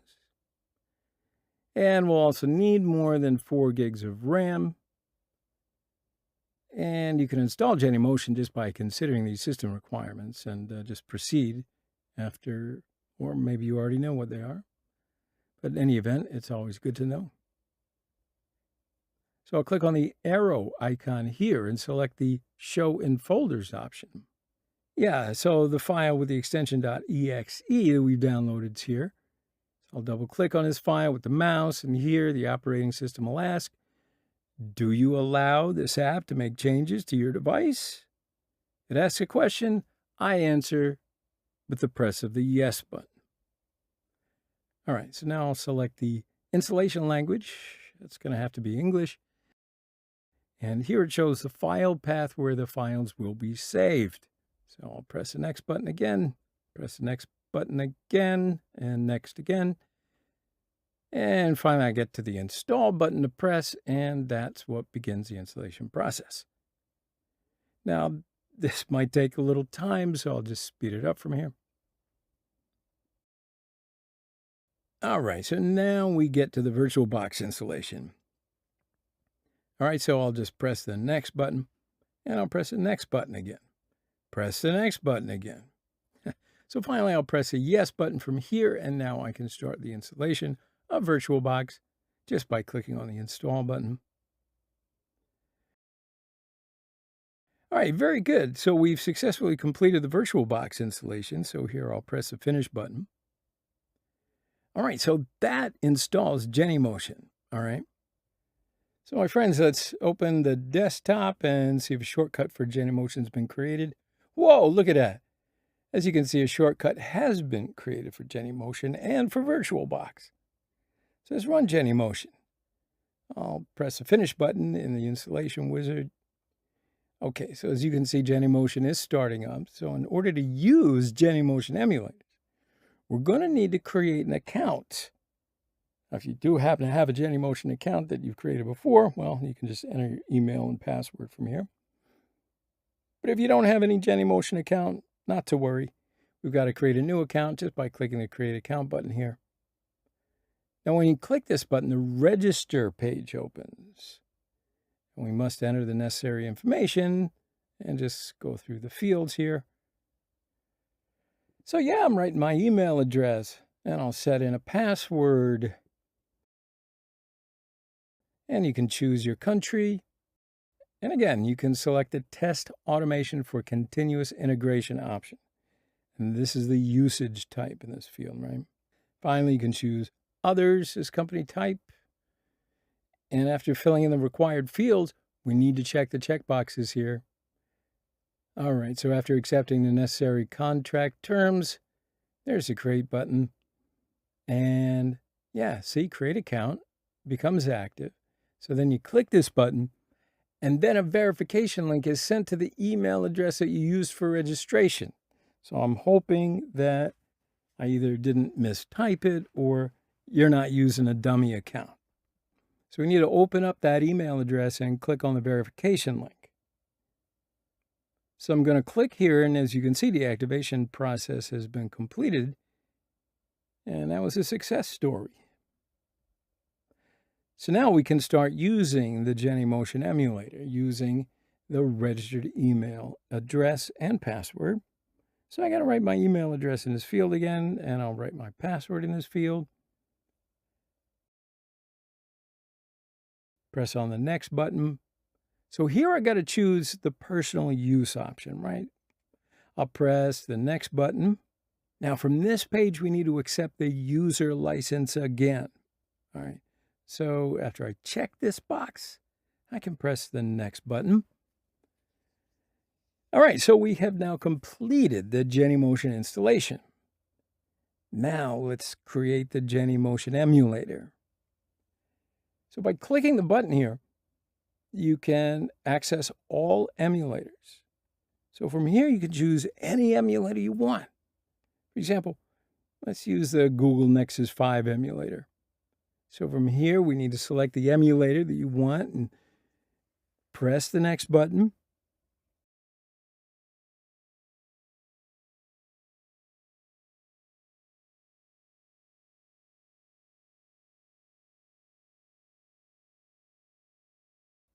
Thus, the emulator installation begins. And again, the process may take some time, so I'm just going to stop screen recording right now. And when the installation process completes, we'll continue right from where we left off. Hey, that was quick. So my friends, the installation process is now complete. You can now run the emulator by clicking the Start button here.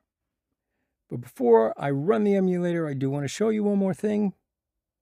If you click on the three dots here, you can see some options related to the emulator. You can run the emulator by clicking the Start option here. Or you can rearrange the emulator by clicking the Edit option here. So if you click Delete again, you can delete the emulator. You can also create another copy of your emulator by clicking on the Duplicate option here. You can use the options here, as many as you need. But for right now, let's just run the emulator. So for this, I'll choose the Start option. Of course, You may encounter an error when you run the emulator for the first time. So I want to show you this error and a few of the solutions in a little while, all right? But during the start of the emulator, the operating system might give you some different warnings. Just press the yes button. So here's an error. Now, you may not have encountered this particular one, but usually when we run the emulator for the first time, this error may occur. So to solve this error, we just need to click the link here. As you can see, this page shows the situations that can cause the error and their solutions. Now, as I mentioned earlier, virtualization technology has to be enabled on your computer. Now, if you are sure about this, you can move on and look at some of these other solutions. You can see there are multiple solutions here, so you got to try them thoroughly and use the solution that is most suitable for you. This is not a course on troubleshooting, but I'll give you an example. I've implemented solution number 1, and that made the emulator work. So probably many of you will run the emulator successfully when you follow this solution number 1. So I would also recommend closing and reopening Genymotion after following any of the solutions. So this will take into account any changes that you make. As you can see, my emulator works. Now let's see what we can use this emulator and how to use this emulator in Android Studio. So I want to open Android Studio. And as you can see, as soon as we run the emulator, Android Studio automatically detects it, and the running emulators are listed right here. So from here, you can just choose the emulator that you want to run your project on. All right, my friends, that's how to install and use Genymotion emulator, which you can use instead of or alongside the Android virtual device. So use Android virtual device if you want, or Genymotion emulator if you want. The choice is entirely yours. I generally tend to use Android virtual device throughout the course, just so you know, but whatever. We'll take a short break here. See you in the next lesson. All right, well, hello everyone. I'm going to give you some information about the Gradle build system in this video. But before we start, I want to show you Gradle files on Android Studio. So let's go to Android Studio right now. All right, so you can see the Gradle files on the left side, and there are 2 important Gradle files for us in that level. These are the build.gradle project my Android project file and the build.gradle module my Android project.app file. Now, before we get into those files, I do want to say a little something about Gradle. Gradle is basically a building system that automates the build of Android application development. Gradle makes testing, building, debugging, and releasing a whole lot easier. Gradle also makes it easier to add new libraries to our project in Android Studio. So the first page here, Build Gradle, my first application page, is about which version of the Gradle system. So the Gradle version here may be different for you. It doesn't really matter. Important thing is to know what Gradle version that you have and that it is here. Also, if you notice, the line where the Gradle version is shown by the code editor is highlighted in bold. Well, that's because there is a new Gradle version, and we need to update the Gradle version as well. Now, there is a place that asks you to update when you open any project in Android Studio. Just make sure to do this update, my friends, before you start work, okay? You got to always work with up-to-date libraries. It's just better that way. All right, so in order to do that, just follow me. I'll move my cursor over the line that needs to be updated. Current version is automatically shown to us by the code editor. Then from here, I'll click the change to 7.0.1 expression. And as you can see, the Gradle version has now changed, but we do need to report this action to our entire project. Okay, very important.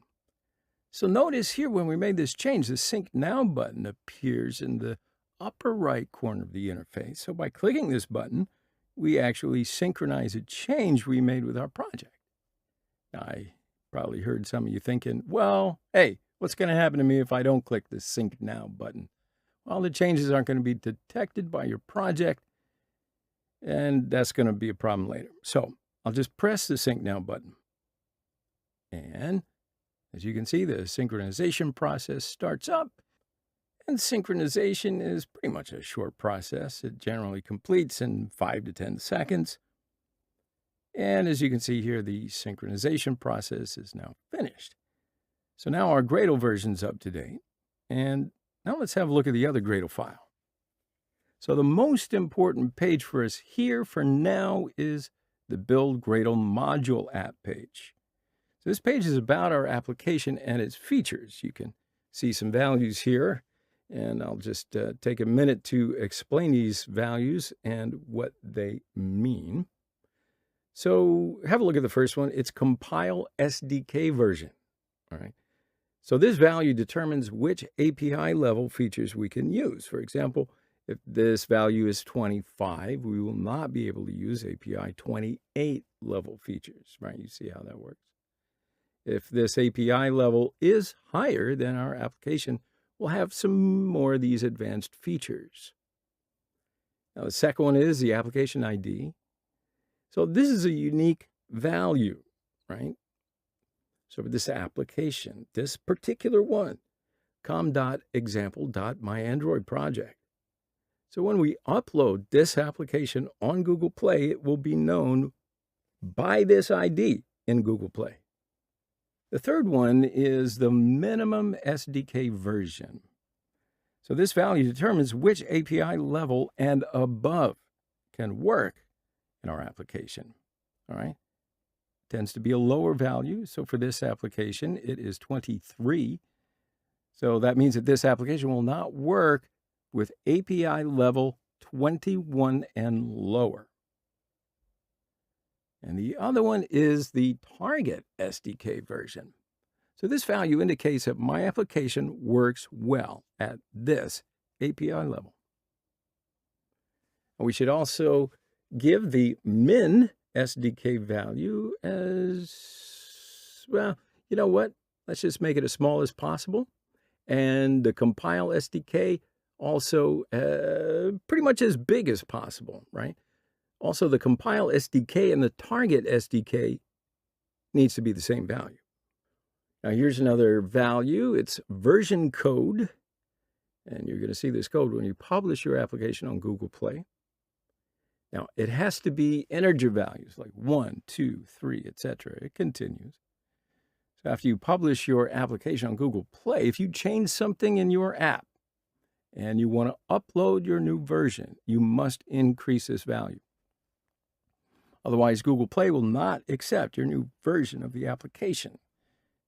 Now, the version name is, of course, when people want to update the app on their phone, they will see this value. It's kind of unimportant, actually, for Google Play, but people will see this value, so that makes it important. It can be 1.0, 1.1, and it goes up from there. So when you update your app, you should give a new version name for the people who are actually downloading your app. Makes sense? So when you change value in Gradle, you're going to see the Sync Now button. So after you click this button, it's going to change everything to the new values. All right? Cool. So lastly, we do need to talk about dependencies. Now, this part in Gradle is for libraries. If you want to add a new library to your project, you're going to use this part. So Android Studio and Gradle make it very easy to add new libraries. But before Android Studio was not so easy. Now you just add the library code dependency section and click the Sync Now button, and bada boom, you're done.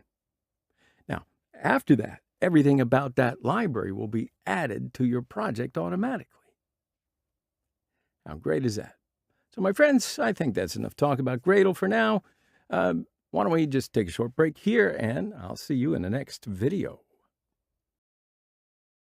All right, hello everyone. So Let's talk about the Android manifest file just for a minute.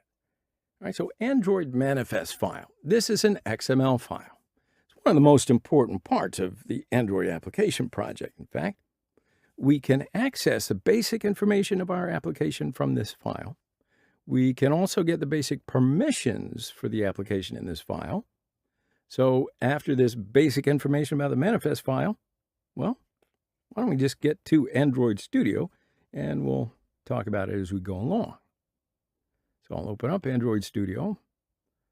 Now, first of all, let's close the Gradle windows that we opened in the previous lesson if you've still got them open. So to do that, you just simply click on the X icon next to the tabs. Now let's open the project directory as well. Yeah. All right. So you can find the manifest file under the app folder on the left side of the Android Studio. So when I open up the manifest file, you can see that its extension is .xml. Now, if you look at this file carefully, you're going to see the package name. It's com.example.myandroid project. Ring a bell? We spoke about that package name before. All right, so let's examine some important lines here. So I want you to notice there are two lines here, the Android icon and the Android round icon. So we determine the icon of our Android application on the phone in these lines. Now, before API level 25, there was only the Android icon feature, and app icons could be displayed in square form. But as of API 25, the Android round icon feature has also been added. Therefore, your app icons will appear square on phones prior to API level 25 and round on phones using API level 25 and later. Okay? So adding icons is also very easy, actually. We'll learn about this in greater detail coming up, but I just wanted to briefly touch on it. And I'll show you how it works. We'll choose a picture for our Android application. After that, we put this picture in the bitmap folder. And we write the picture name on this line. And if we do not choose any picture for our application, by the way, Android Studio chooses a default icon, and that is the Android robot icon. All right, so the other important line is the Android label line. So this line is for how our Android application name will be seen on the phone. And if we change this label, then our application name will also change on the phone. Now, if you remember, when we created a project, we defined the application name as My Android Project. But we see the @string/app name here. Well, this is because the app name is a string expression, and the string expressions are saved in the string.xml file in Android Studio. So we can see the application name from the string file. If we open the res folder, then the values folder, and finally the string.xml file from the project directory, we can see that the application name is located there. You can change the application name at any time right in here. We're going to examine the string.xml file here in our next lesson, though. So also check this out. All of our activity files are defined in the manifest file. So we have just one activity for this project, right? And you see it is defined in the manifest file in the activity line as .mainActivity. So it's defined as a launcher activity in the category line. If we create new activities and want one of these activities launcher activity, well, we should determine it as a launcher activity in the manifest file. Launcher activity will launch first when we open the application on the phone. Now, there is another important thing that I need to tell you about when you're talking about the Android manifest file, and that is user permissions. So when you develop an Android application, it's going to use some of the device features, right, such as a camera, the Wi-Fi, phone numbers, microphone, location, that kind of thing. Now, you cannot reach those features without the user's permission, right? So first, you've got to get permission from the user. So you'll be able to take these permissions in the manifest file, Which permission do you want to take from the user? Well, you'll write that in the manifest file. So we do the request for permission from the user as follows. Right above the application tag, we press the less than key on the keyboard and open a new tag. Then we write uses permission. Here you can select the uses dash permission. Now this is the option that's suggested by the code editor. Works just great. So then after selecting this, all the permissions you can get are listed all right here, right?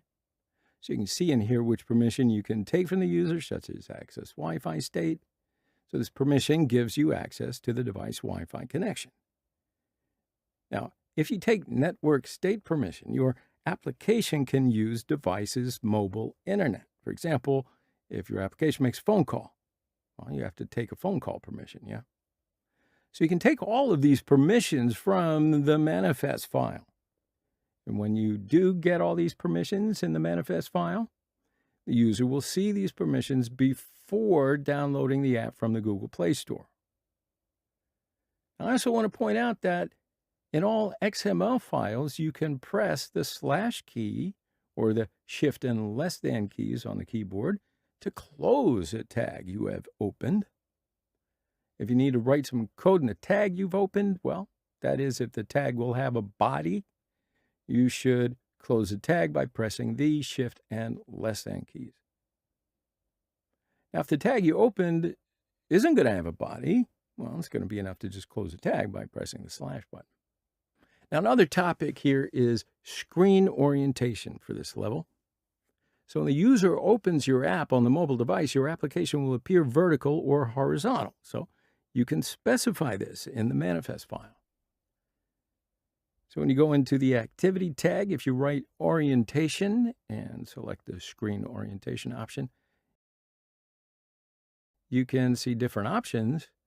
If you choose a screen orientation as portrait, your application will appear vertical. If you choose a screen orientation landscape, it will appear horizontal. All right, so you can also change your application activity theme in the manifest file. So yeah, I just mean by theme is the top section of the activity.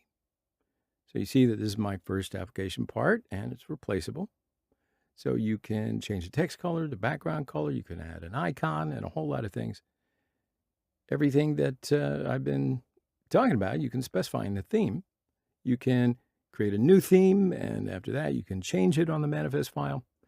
Don't worry about that, though. We're going to do some examples about these topics in the coming videos. This is just some quick information, and you got it. So I want to see you in the next video.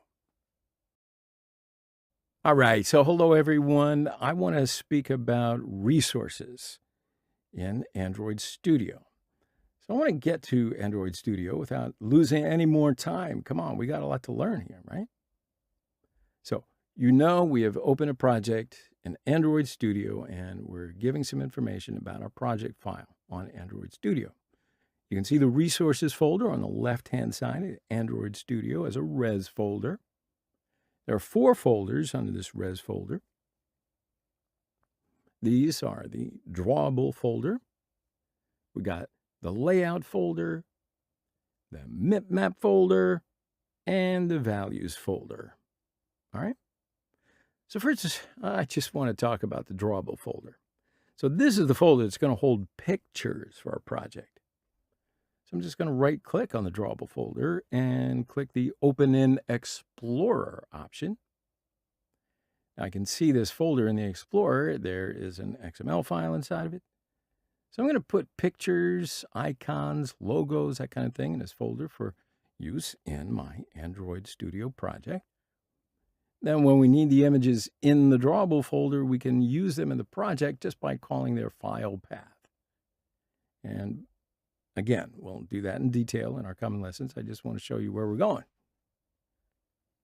So I'm going to move a picture that I prepared before the lesson into the drawable folder.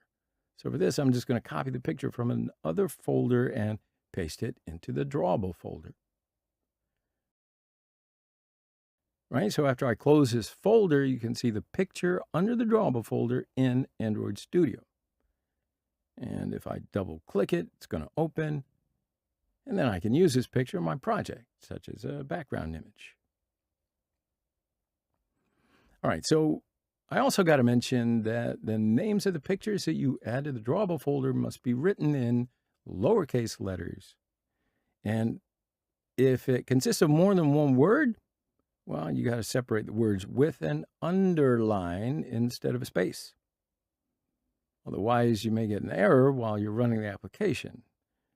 Also, the size of the pictures you add here shouldn't be too big, my friends. All right? So that might give you an error, when you're especially using high-res images, but let's not worry about that for now. All right? That's the drawable folder. So let's have a look at the layout folder now, all right? So the layout folder holds XML activities files for our Android application. Now, you know that we've got one activity now for this project, and its name is main activity. But there are two parts of this activity. See, one is the XML file, the other is the Kotlin file. The layout folder holds the XML file of the main activity. The main activity.kt file is under the app folder, Java folder, com.example.myandroid project folder. And if we had, of course, other activities, their XML files would have been under the layout folder. And we can work on the activity, whichever we want, right? If we got more. But we don't, so we'll move on. This other folder here is the MipMap folder. So MipMap folder holds pictures and icons like the drawable folder. So if the MipMap folder holds pictures like a drawable folder, why do we have two different folders for the pictures, right? Actually, the MipMap folder is not the same as the drawable folder. How does that work? Well, let's get into it deeper. I'm going to open up the MipMap folder on Explorer. And you can see here that there are 6 different MipMap folders.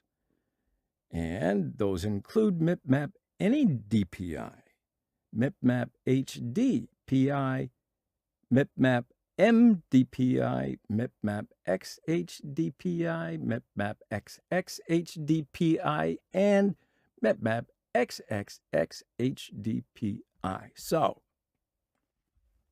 why you got 6 different MipMap folders?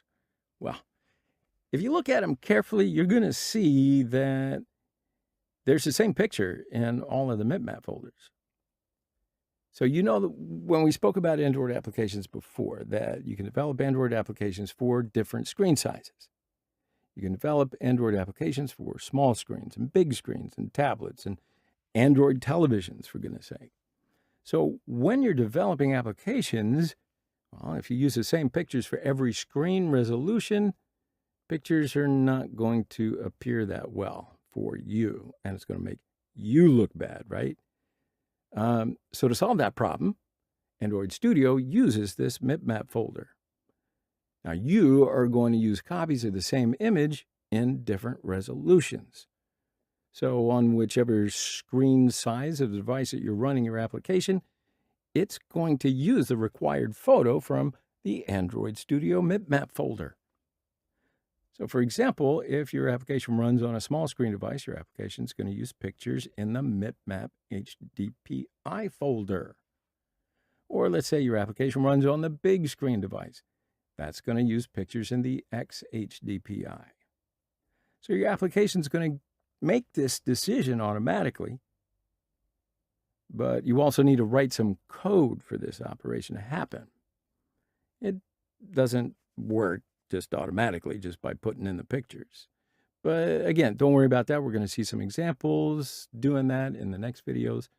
I'm just giving you some general information about Android Studio, how it works, and what you can do in Android Studio so you don't even get to worry about it, all right? So let's move on to the last folder. It's the values folder. Now, there are 2 XML files here and 1 theme folder. In previous versions of Android Studio, there was a style.xml file instead of the theme folder. However, in the current versions of Android Studio, the theme folder was created instead of the style.xml file. to access the dark theme and the light theme features. All right. So that's all here. We're going to examine that in a moment, but now I'm just going to click and open the colors.xml file first. You can define colors for your project in this XML file. And you see here, there's 7 colors in here. Every color has a code. This code is XML. You can define colors using XML all the way through. You can find every color XML code just out there on the internet. So you don't have to memorize them all if you don't have that capacity. But don't worry about it. You'll choose a color and put its code in this file. That's all. But then after that, you need to give a name to your color. So in here, this name is purple, teal, we got black, and we got white. So when we need any of these colors, we can use the color just by calling the name of the color. Right? That's why we do this. For example, if I want to change my main activity background color, I'm going to go to the activity main.xml. First, I got to choose a main layout. That is the constraint layout, and I'll choose the background attribute in the attribute section on the right side of Android Studio's interface. So after that, a window is going to open, and I can see these names in the color section in this window. Also, there are plenty of other basic colors in here, but there are millions of color code, and you really won't be able to find every single color in Android Studio. So because of this, if you want to use a new color, customize a color, you can define that color in this colors XML file. Then after that, if you just give your color a name, you'll be able to use this name whenever you need it. That's why I'm saying you don't need to remember every bit of color code. So right here, this code, and use it everywhere that you need it. Let me just show you I'm going to add a new color here, just to give you an example. So I'll copy the last line,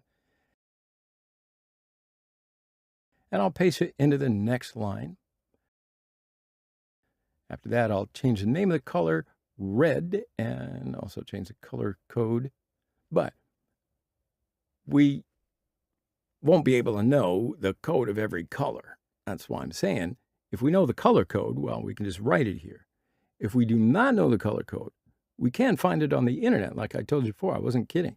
Or if we click on the color box on the left, a palette's going to open where we can choose a color. It's often a good way to go. So we can choose a color that we want right from here. I'm choosing the color red for now. But note that here is the code for the color I chose. Yeah? All right. So later when I click anywhere outside of the color palette, I'm going to be creating my new color. Now, it's added. See? That's easy. So I'll go back to the activity main.xml, and I'll try to change the background again. And I get to see this new color on the list as a color red. All right, so another XML file is a string.xml file.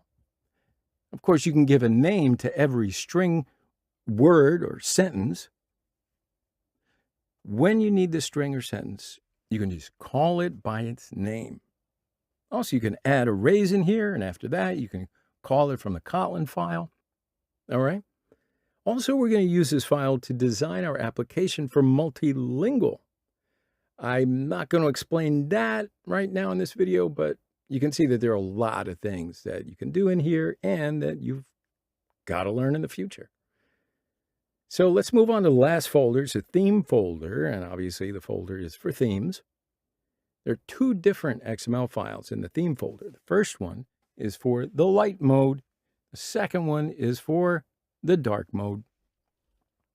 So it's actually created automatically by Android Studio. In previous versions of Android Studio, there was a style.xml file instead of the theme folder, and the theme was basically created for light mode only. That's why if you're familiar with earlier versions, you might be scratching your head on this, but that's why I've told you a couple of times. Let's open both themes though. So as you can see, both have the same XML code, but only the colors are different. So for this reason, it's going to be enough for us to examine the XML file containing the light theme. So if you pay attention, there are primary and secondary band colors here. We've got the primary band colors are the colors displayed in the design area. For example, color primary is for the app bar in the design area. And the app bar is commonly known as the action bar if you want to get technical. The color primary variant is also for the color of the top part of the application interface. Color primary defines the color of the application where we write the name of the application section. And when you change these colors from the themes.xml file, all of the application activities app bar colors will change automatically. You can also create a new theme from here and which activity that you want to use. You just change the theme from the manifest file and it'll change. So, like I said, with the new version of Android Studio, it's a whole lot easier to switch to the dark theme if you want. So let's just have a quick look at how you do that. We'll open up the design area, and when you click on the moon icon here, we can see the not night and night options. So if you select the night mode option here, your design area will turn into dark mode, and all the components in the design area will have the dark theme colors applied. So if you click the moon icon again and select the not night option, the colors in the bright theme will be applied to your design area. How sweet it is. All right, my friends, that's all you need to know for now.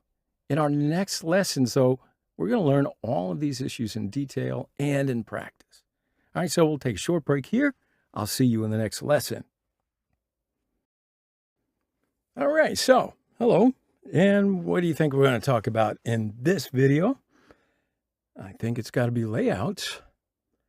Yeah, because that way we'll be able to do the design level in Android Studio. But before we get to the design level, we got to learn about layouts in order to design the Android applications, right? So what is this layout thing all about? So layout. It's an interface that we use to place Android components on the Android application, right? So we use layouts to establish components in a particular order. And these components are comprised of buttons, text views, radio buttons, all kinds of different things. There's varieties of layouts. So these are linear layout and relative layout. You got your table layout and constraint layout, right? You might have heard me talk about that before. So these are the main layouts, and we're going to talk about now the first three of these. So in particular, this constraint layout, we're going to leave that to another video.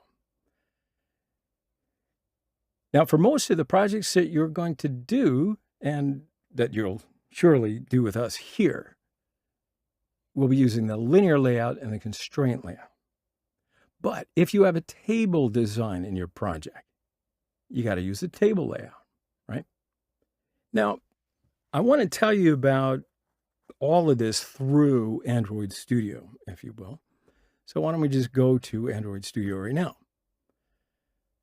So you know that we've got a project. We've done that before. This name is My Android Project, unless you changed it. So let's just close this project right now, and we'll create a new project. So click on the File tab in the upper left-hand corner. Actually, you can create a new project by selecting the New Project option, but I'm going to close this project and create a new project. So that's why I'm going to choose Close Project as my option. All right, so as you can see, we've encountered the Start screen of Android Studio. And from here, I'll select the New Project option. Then from this window, I select the Phone and Tablets tab, and then the Empty Activity option, and press the Next button. Now, from this window, we're going to configure our project. So I'll set the name of the project as Layouts. Now, I'm not going to change the project package name, and I won't even change the file path where the project will be saved. The programming language will be Kotlin. Minimum SDK level can be 23. All right, so I create my new project just by clicking on the Finish button. All right, now at this stage, we have to wait for the project to be fully created. All right, so here is our project created. Now, when we open a new project in Android Studio, it creates the activity main.xml file. So now I can click this tab and open the design area. Now we're going to do our application design on this page. So first of all, to make the design area look like a phone screen, see this little eye icon here? Click on it and select the Show System UI from here. And as you can see, the action bar, the navigation section, it's all right here. And this page's default layout, well, this happens to be the constraint layout, right? So for now, we will not use the constraint layout, though. We're going to start with the linear layout. So have a look at the components section. All right, you will see the different layout types under the layout section. So before we continue talking about layouts and doing what we're going to do, I'm just going to delete the text view component here. So I'll select the component, press the delete key on the keyboard, and there it goes. Now we're going to continue. So first, I'm going to change the constraint layout. And instead of constraint layout, I will write the linear layout. And I'm going to do this using XML code. So to do that, I'm going to open the XML side just by clicking the Code tab in the right corner up here. Yeah. So this whole thing is a design area, and you've got this Code tab up in the upper right-hand corner. Right. Now you could also click the Split tab for XML and Design to appear side by side together. Also, if you want, well, we could just close the project directory just by pressing the minimize icon right here. All right, so there's a few options for you. Now we're going to move on and change this constraint layout. So for this, I'm going to delete the constraint layout. And after that, I'm just going to write in here, linear layout. Now, when you start writing linear, the code editor offers you linear layout. Pretty cool, huh? So from here, you can just create the linear layout by selecting the linear layout and pressing the Enter key. Very cool. So now our layout is linear. But also, we've got to specify its orientation. Can't just leave it like that. So you got to see that there are two different types of linear layout. One is horizontal, the other is vertical. You can specify that by writing the orientation keyword here. Select the Android orientation option, press Enter. So now we've got to select the orientation type. So I'm going to choose vertical as my orientation. So now in this layout, components are placed from the top down. If you choose horizontal orientation, components are going to be placed from left to right. All right, so how does it look? Well, let's go back to the design area and we'll get a closer look at this linear layout. All right, for example, I'm going to put in a text view here. Of course, you may not know the components yet, such as text view and button, and don't worry about it. We're going to learn all these components as we go along in detail. But for now, we are focusing on layout, so just follow me. So if I find the component that we're going to add to the design area right here from the palette section and select it, I can then just drop it into the component tree here with the drag and drop method. And you see it started from the top. And after that, I will add a button, same way. And you see it's placed under that. So if I add another button, it's placed under the first button. So now I'm going to change the orientation of this linear layout. I'm going to change it to horizontal. Now let's have a look at the design page again. But now, what is that? So did you notice? Only the text view component appears on the screen. Why? I'll get to why in a moment, but now I just want to change the layout width property to wrap content from this attribute section. And now you can see buttons and text views are sorted from left to right. So if I add one more button, it's going to take its place after the second button. All right. So there's a visual understanding of the difference between vertical and horizontal, right? Totally changes what you can see. So before we continue, I'm going to make this orientation back to vertical, and it'll be the way that we work with our linear layout. All right. Now let's have a look into the attributes of the layout, and we'll be able to change them.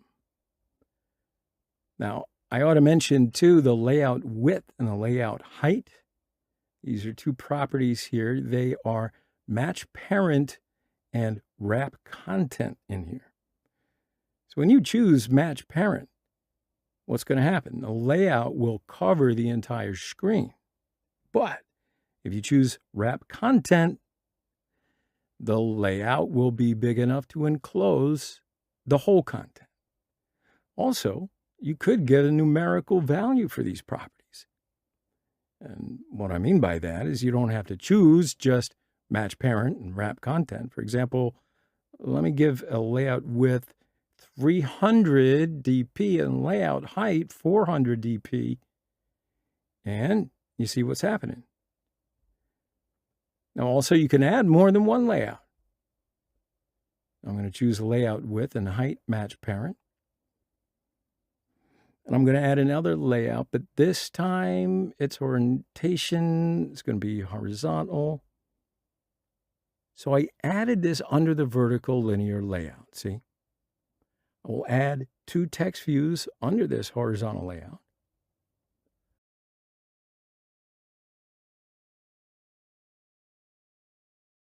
I will choose layout width wrap content for the horizontal layout. And now you can see these two text views side by side. So in the same way, I'm going to choose layout height wrap content for the horizontal layout. So now you can see the button too. So now these two text views depend on the horizontal layout. The button depends on the vertical layout. Actually, the button and horizontal layout are elements of the vertical layout. Also, the horizontal layout has two more elements that are text views. So now I'm going to add one more button here, and it will take place under the other button. See that? Now also, I could add one more layout. This layout is also a horizontal layout. This layout is the element of the vertical layout.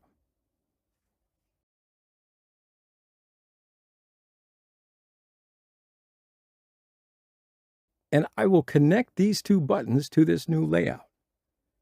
And I'm going to do that on the XML code side. So I will cut these two buttons, XML code, and paste them inside the layout.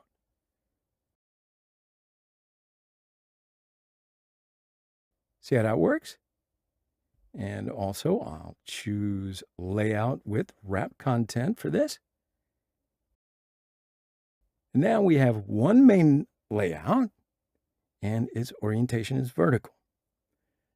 We also now have two child layouts and their orientation is horizontal. And every horizontal layout has two childs as well.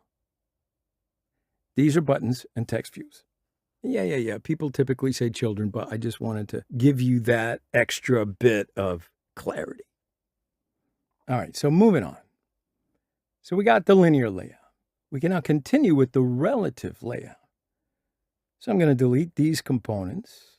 So to delete any component, by the way, just simply select the component you want to delete, and guess what? Press the delete key on the keyboard. And I'll change the linear layout to the relative layout. So for this, I'm going to open the XML site again. I write relative layout instead of linear layout. And thusly, our main layout in the design area becomes the relative layout. All right, so how does this relative layout work? So let me first of all point out the relative layout is a very old layout, and we're almost never going to use it in our project. But you got to notice that we cannot see the relative layout component in the layout section of the palette, because the relative layout is seriously not used much anymore. It's been moved to the legacy section in the palette, but I still want to give you some information about it because you might come across it at some point. Because when you're working with different Android developers in the future, which you will be doing, you're going to need to use, well, you may need to use a relative layout. At least you may need to know something about it. Anyway, that's enough of an explanation. Let's just examine it quickly. So components are placed by each other's position in the relative layout. I'm going to add 2 buttons to show you how this relative layout works. You see these 2 buttons take their place on top of each other because we haven't given them any position, right? So I'm going to change the first button text to be capital letter A, and its ID will be lowercase a.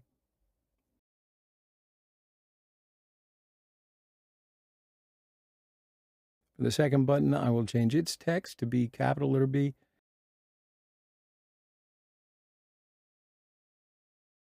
and its ID will be lowercase b. Now I'm going to add this to the XML site. I'm going to find the first button, and I'll add new XML code. And this code is layout center horizontal equals true.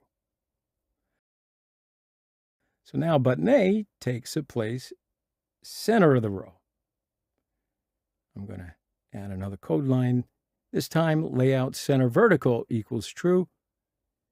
Look at that. The A button now takes a place in the center of the screen. Now I'm going to give a place to the B button in relation to, or relative to, button A. I'll add a new line of XML code for button B. This is layout below. And after choosing this code, we need to write the ID of that button according to which button we will position. And since we will position the B button according to the A button, I'm just writing the ID of button A, which is lowercase a right here. Now, button B will take its place under button A. Now, if I should want button B in alignment with button A, I should add a new line of code.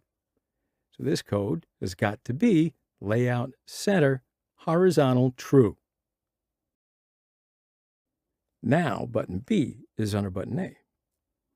If I want to put button B above button A, I should write layout above ID A, small letter. See that? Now button B is above button A. So you see, with the relative layout, all the components take their place by each other's position. Now, let's move on to the table layout. So let me just delete these buttons, open up the XML side, and I'll write table layout instead of relative. Okay, so now our main layout is table. In this table layout, components take a place in a table position, right? So in the table layout, there are rows and columns. Also, we need to add rows to this table layout. I'm going to add 3 rows. you can find the table row component in the layout section. Okay, so I will go ahead and add a second row, and then I'm going to add a third row.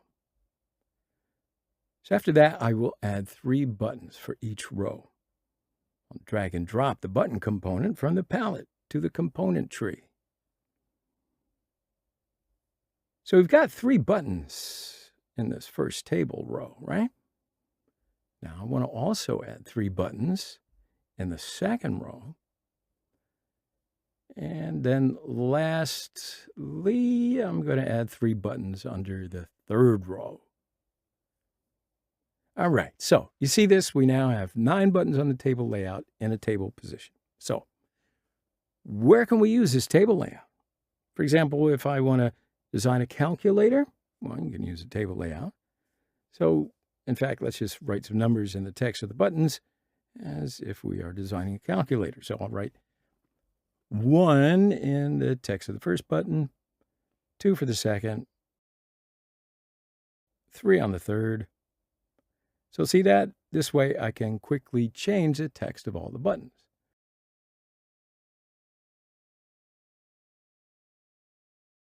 Write 9, text of the last button, and as you can see, this design can be used for a calculator app. All right, so that's pretty much it for layouts that we're going to be using while we're developing applications together. Of course, in the next lesson, we're going to learn that constraint layout I promised you. So we're going to take a short break here. I'll see you in the next one.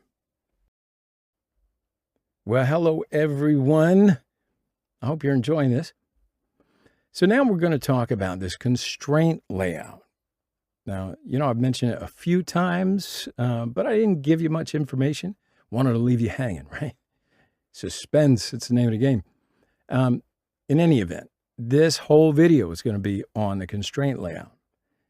Now, to give you a bit of a background, constraint layout appeared with Android 3.0. The constraint layout is an advanced model of the relative layout, right? You remember the relative layout, right? The components can take their own place according to each other's positions. But there could be problems with different screen sizes. So we're not going to be able to get the full performance for different screen sizes in our app with using the relative layout. But that's why they've come out with the constraint layout. So we're not going to have those types of problems anymore. We can just create. In a constraint layout, components will take their place according to each other's positions and screen edges. So these features solve most of the problems and give a flexibility in ways that you could not imagine before in order to create views for your applications. Now, the constraint layout is a main layout in Android Studio 3.0 and higher. So just make sure that you are aware of what version you're running. And that's why we do the versioning in the beginning. All right. So let's go ahead and go to Android Studio and have a look at how constraint layout works in practice. All right, my friends, I have created a new project for this lesson, and I named this project Constraint Layout. See how clear and understandable that naming convention is? So now, you know how to create a project in Android Studio, right? So go ahead and do that. I'm not going to use up any more time, but just so that you're aware, I created a new project before the lesson. So you can go ahead and create a new project or continue on the project that we created in the previous lesson. It's up to you. It doesn't really matter. I just want to get you in the habit of creating a new project. All right. So I want to show you something now. As you can see, when we create a new project or activity, Android Studio automatically determines the main layout in the design area. And what's it going to be? Yes, constraint layout. So why, oh why, does Android Studio take the constraint layout as a basic default? Well, for some of the reasons I was explaining earlier, constraint layout is way more useful for the different screen sizes. course, you can choose whatever layout you want to work on, but if you learn how to work with constraint layout, there's probably very little chance that you're going to want to work with any of the other layouts, to be honest. Also, it depends upon what type of application you're going to develop, but you get the meaning. So anyway, I'm going to add a new button to the design area. When I add this button to the design area, the Android Studio gives me a warning. This view is not constrained. That means when I add a component to the design area, I need to give it a constraint value. So if I run this application, this button will take the 0, 0 position. You follow? So let's run the application, see where this button takes its position. So to run this app, I just click the Run button that represents right here with the green triangle. So I put this button here, but will it stay in the same position? Boom. So as you can see, when the application's open, the button went to the 0, 0 position. Now the reason for this, I didn't define constraints for this button. So doesn't that lead you to ask the question, well, how do I define constraints? Yes, my friends, in the constraint layout, we have to give at least 2 positions, vertically and horizontally, for every item. So I do it like this. For example, let's say I want to give a position for the left side. I will click the left side of the button and drag it to the left edge of the screen. So this gives its position horizontally. Or we could also use the constraint widget section in the attributes section. For example, to give the button component a constraint value in the vertical plane, just click on the plus icon here. Now this button is bonded to both sides. Now I could just drag this button wherever I want. So when I drop it here, it's going to take its position from the top 180 dp and left 132 dp. You see how that works? Again, you can see these values in the constraint widget section. You can also specify the constraint values here. For example, let's set the distance of the button from the top of the screen to 200 dp. Make the distance from the left side 100. So let's run it again and see what will happen.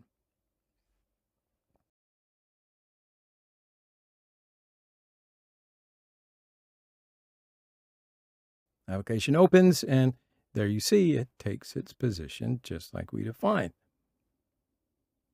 Now also, I can put this button in the center position.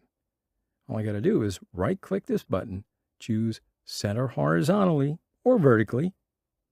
I'll choose horizontally, but it, of course, doesn't take the center position because I need to make the constraint 0 that I gave before.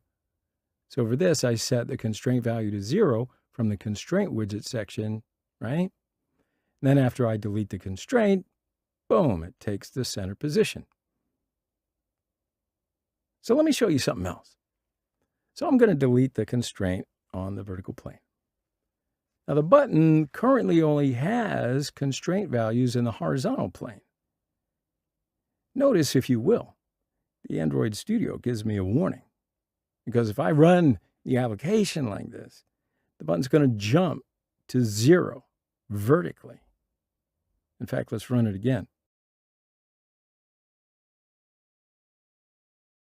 See how the button takes its place center horizontally, but takes the 0 position vertically? Now, if I right-click again on this button and choose center vertically, it's going to take the center position. All right, so let's run it again. And there you go, it's in the center now. So, how can I delete these constraints? Yeah, there's a few different ways to do it. But for now, I just want to show you 3. First, you've got to select the constraint that you want to delete. Press the delete key on the keyboard. That might have occurred to you. But secondly, when you go to the constraint widget section, you have to hover over this circular icon representing the constraint that you want to delete. Then just click on the X icon. Cool? So the third way is you can do this on the XML side. If you delete all the lines of code that occur when you give a constraint here, the constraints you added to the component will be deleted. So you can use, well, any of these three different ways, depending upon where you're at. So now I will add constraints for all of the sides. All right, left, right, up, and down. There is also a quick way to delete all of these constraints. So you see there's an icon here. When I click this icon and click yes, it'll delete all of the constraints. Now I will give 2 side boundings. After I bound it, I can drag it everywhere like this. It's easy, right?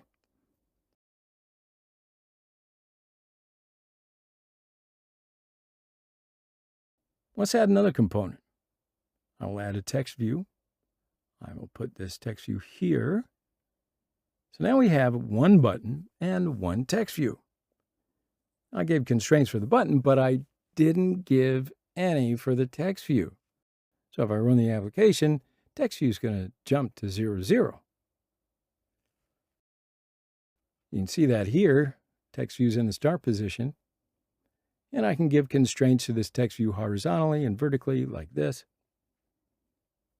Now let me show you another way. I can give constraints to this text view according to the button. So let me just delete this from here. And I will bound this text view to the button. Now, the text view will keep the distance from the button. Can you tell me what the advantage of this would be? Well, when the application runs in the different screen sizes, the position is going to be kept. So when I drag the button somewhere else, well, the text view is going to follow it. Text view takes its position according to the button. All right, so now I want to show you how this design is going to look in different screen sizes. So you can change screen types from here. For example, I will use 5 ink, 1080 by 1920, 420 DPI pixels. All right, so I want to change the 5.5 ink screen size, and look how my design will be seen. All right, so you can see here, even if I change the screen size, it'll keep its distance. If I choose a tablet screen, it'll be seen like this. You can see here, constraint layout keeps the position of everything in the different screen sizes, so you don't have to think about it. Oh, and also, if I click constraint layout and click the clear all constraints icon here, well, it's going to delete all the constraints. So now if I run this application, the button and the text view will jump back to 0, 0. You can see it here, text view is behind the button. So let me just add another text view. Right, so now we have one button, 2 text views, and all of them are in different positions. I didn't give any constraints. So if I run this design, all of them are going to jump to the start position. Now, I'll show you an easy way to give some constraints altogether. There is a button here, kind of looks like a magic stick. So if I click on this button, Android Studio will take care of all the constraints automatically. So I don't need to figure it out all by myself. So let's run it again and see what's going to happen. And as you can see here, everything is in the same place. Constraint layout made the design itself, boom, automatic. So you're just going to put everything wherever you want and click the magic button. Then after that, constraint layout will do everything just as if you made it yourself. Tastes just as good as if it was in your own kitchen. Anyway, it's enough for this video. All right, so while we're developing an application, you can use any of the layouts that you want for your design. I've showed you some of the things that you can do, but you can also use more than one layout in the design area. It just totally depends on the project that you want to develop, right? So in the following lessons, we're going to use layouts practically. So I'm sure that you're going to understand it even better. We will take a short break here, and I'll see you in the next video. All right, hello everyone. So we're going to talk about text views in this video. We've done components on Android Studio. In the last video, we mentioned layouts. We will now talk about Android components to place on these layouts, all right? And one of them happens to be text view. So yeah, what is text view? You might guess, but it's basically a component to show text to the users. Now, you can use text views as a label or to print some results on the screen or print some notifications on the screen, all kinds of different things. Text views can be used in a lot of different areas. It's probably the most commonly used component, so let's get used to it, all right? Go to Android Studio, and we will explore text views while we practice. So let's just create a new project, and I'll explain text view components in this new project. To do that, I'll choose File, New Project options to create a new project. Choose the empty activity from this window, click Next. And from this window, we can configure the project. So first off, I want to name this project Text Views. I'm not changing the project package name. The file path is where the project will be saved, just like we had it before. Programming language will be Kotlin. Minimum SDK can be 23. All right, so we create the project just by clicking the Finish button. Of course, you could continue with your previous project, but since I'm going to be sharing with you all the different processes that we've done, I just want to explain them through as many different projects as possible. In any event, project is now created. So go ahead and close the previous project, unless that's the one that you're using, and I will just choose File, Close Project as my option. All right, so let's have a look at this text view component through our new project. I'll open up the design area, the activityman.xml file. So first, let's turn the design area into a real phone screen. So for this, I just click on this eye icon up here and select the Show System UI option. Now I'm going to delete the text view component from the design area because we're going to do everything together. All right? Okay. So we can add text views in two different ways for our Android application.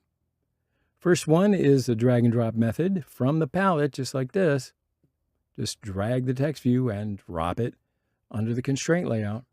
Now, by using the drag and drop method, you can drop components directly into the design area or into the component tree, as you've seen me do before. All right, so now we have a text view, and its text is also text view. So we can change this text whenever we want to. So this was the first way. Also, there's another way, always. So I'm just going to delete this text view and create a new one using XML code. So that means I'm just going to go over here to the XML side by clicking the split or code option at the top right of the page. Now, if you do select the split option, you can view the XML and design area together.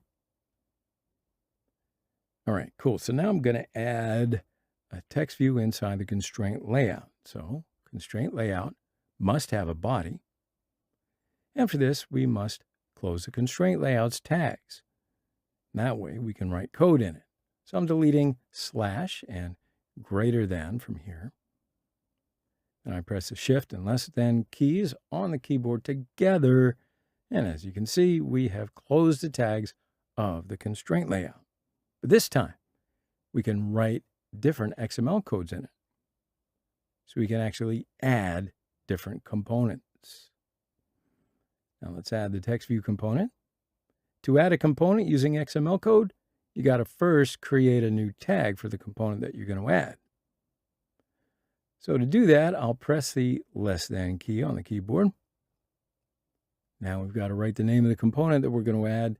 So when I start typing text view here, the code editor offers me the text view component, just like that. So I'll select it, press enter on the keyboard. when we add a component, we need to specify its exact width and height. So for now, we'll make the width and height wrap content for now. And let's close the tag of the text view component. And since the text view component will not have a body, I close the tag by pressing the slash key on the keyboard. All right. Now we have a text view here, but we don't see it. Why is that?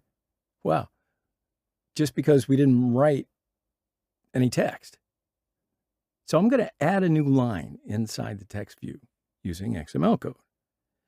Now, to add a feature to the components using XML code, you just type the name of the feature you want to add, and then choose the most suitable feature from the features suggested to you by the code editor. So in this example, I'm just going to add text to the text view component, and that's why I'll just write text here. And just like that, as you can see, the code editor offers many features related to text. So that's cool. So from here, I'll just select Android text as my feature, press enter. Okay, so now we need to define the text that we're going to add. And as tradition dictates, I just write hello world as the text of the text view component. Now, whatever I write inside of quotation marks, the text of the text view will be what I write. You follow?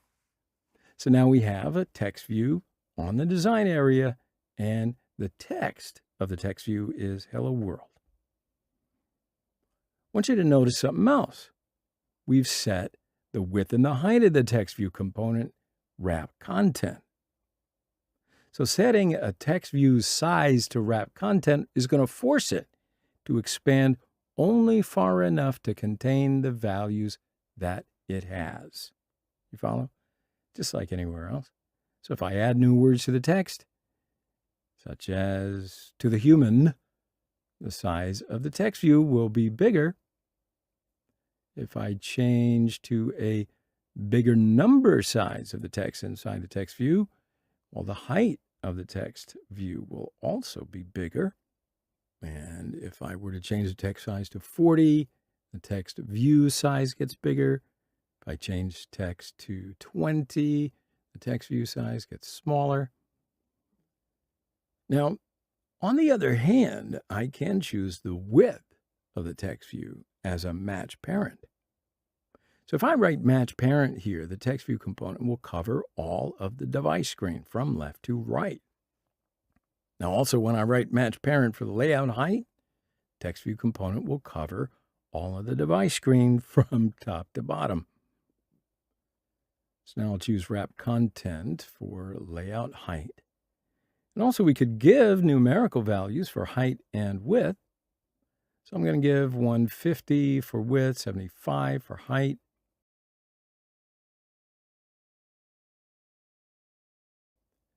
Also, I'm going to drag the text view to the center of the screen. Now, of course, since our main layout is the constraint layout, we do need to determine the constraint values of the components we add to the design area. Otherwise, when we run the application, components are going to move right back to the 0, point of the screen. And that is, by the way, up here, the upper left corner. So when I click Text View, I can see the attribute section on the right side of Android Studio. I can also see the operations I can do on the text view here. So for example, I can change the layout margin here. When I change the layout margin, the text view position will change on the screen. If I write 250 up in here, well, the text view's position is going to go down. If I write 150, I'll go up. I can give numbers from here for left, right, top, and bottom. The layout margin property defines the position of the text view on the design area. But also, there's another attribute I want to show you. It's called padding. And padding basically defines text position inside of the text view, right? So let's say I write 25 dp for the padding start attribute. Well, the text is going to go 25 dp from left to right. If I were to write 10 for the padding top attribute, of course, the text is going to go 10 dp from top to bottom. Also, we can change the text size using the attribute section, right? So if I choose 24, the text is going to get bigger. When I choose 14, text is going to be smaller. All right? Now, by the way, all the changes that we've made in the attribute section will be added in the background as XML code. Of course, if you want, you can write XML code to do some operations, or you can use the attribute section. So let's see what we can do in the attribute section. We can change the background color from here. So why don't we choose purple 700 as a background color? Now see how the background of the text view has changed. Using this property, you can change the background color of the components.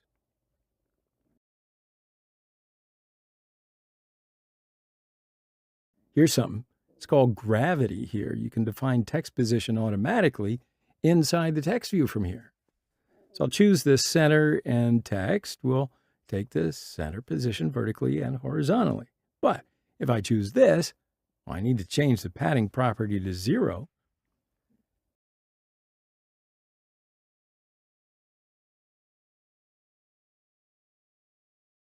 See, so we can change the text color from here. For example, I'll choose white, and text color will be white. We can do a lot of operations from here. But also, we can do these operations on the main activity.kt file. But before we start working with Kotlin code, we do need to give an ID to this text view. In order for the text view component to be recognized in Kotlin, we got to define its ID here. So I will give text example as its ID. So now our ID of text view is text example, and the text of the text view is hello world to the human. All right, now let's go over to the Kotlin side. Don't be shy. We're going to start to write code now. That's why I want you to follow the lesson pretty carefully from now on. All right. So if you notice, there is a class called main activity, right? And inside this class, there is a function called onCreate. Now this onCreate function is also created automatically when we create an activity. So what do you do with the onCreate function? We're going to talk about this function in the lifecycle lesson, but for now, I just want to explain it briefly, all right? So basically in Kotlin, every activity has a lifecycle. That is, until you open and close an application, some threads, in other words, functions, are going to be called. The first 3 of these functions is the onCreate function. In the onCreate function, our activity is still under creation, and the user wouldn't be able to see at this stage. But we also want the codes that we write to be ready until the activity is shown to the user, right? Therefore, we generally write our codes inside the onCreate function. Now, naturally, there are many more functions in the lifecycle, right? And we're going to learn about all of that in detail in the lifecycle lesson. But for now, it's enough to just know that the onCreate function is the very first function in the activity lifecycle. And we usually write our code inside of this function. Yeah? All right. So that's a short explanation. Let's just figure out how we can access the text view component in the design area. So above the onCreate function, inside the main activity class, we're going to create a variable from the text view class. That's why I'm typing var here, all right? The keyword var represents variable. All right, so now we need to just give it a name to this object that we're going to create. I'm going to use this name on the Kotlin side, so you can give it a name, whatever you want. I'm going to call it my text, and now I'll just put colon and write text view here. All right, so when we type text view, see how the code editor offers us text view, one of the Android widgets? Yeah, so from here, you can just select text view and press enter. But now, at this point in time, I do want to tell you one more thing, just to squeeze it in. In order to use different packages in your project, that is to use this text view component here, well, this package must be imported into your project. Now, an import, I think you might have heard this for the first time. Did I just say import it into the project? Well, yeah, because you have to indicate to the code editor that you're going to be using this package. Because there are just, well, thousands of packages that can be used in Android, and we really only should be using the packages that we need. So if there were no imports, we would just have to define thousands of packages here, which, as you might imagine, that could get rather complicated quickly. So I just want to show you the import process. Not going to choose the text view component that the code editor recommends. As you can see, Android Studio is going to say, hey, wait a minute. So we have to import the text view class. Of course, there are different ways of importing, but the first one is to select the text view suggested by the code editor and press enter. The second one is to move your mouse over the text view and select the import option from there. Third, select the More Actions option here and select the import option from the pop-up. Fourth, if there is a red light bulb that appears on the left, well, just go ahead and click on that light bulb and select the import option. Right? So finally, you need to click on the text view expression here and then press the Alt and Enter keys on the keyboard. Cool? So when you do any of these operations, you can see the imported packages in the import section right here. Yeah, so that's pretty much the import process. You do it as you go. That's cool. But look at this. We're still getting a warning. Well, why is that? I did everything like you said. Well, because in Kotlin programming, if we're going to create a variable within the class, we must initialize this variable. But we sometimes want to initialize variables later. So we'll just initialize variables later, right? So in this particular case, we've got two different options in this example. The first is to use the late init keyword. When you use late init as your keyword, the code editor understands that you're going to define the variable later. So it no longer throws an error. The second is a method that we use very frequently. That is to assign a null value to the variable initially. So for this, all you have to do is write equals null after placing a question mark just to the right of the text view class. All right? Now we will usually use the late init when describing components. Yeah? So we created a variable from the text view class. So now let's match this variable to the text view component in the design area. And as always, there are two different ways to do this. First one is to use the find view by ID function. The second one is to use view binding. Now, I would like to mention here view binding. That's going to be a whole separate lesson in the future, so don't get too hung up on that. Not going to use that for now. It's enough to match the variable we defined here with a component in the design area just to first write the variable name. After the equal sign, we use the find view by ID function. Yeah. So this function uses the ID of the component in the design area to match the variable that we defined here. So we've got to write the ID of the component in the design area in parentheses.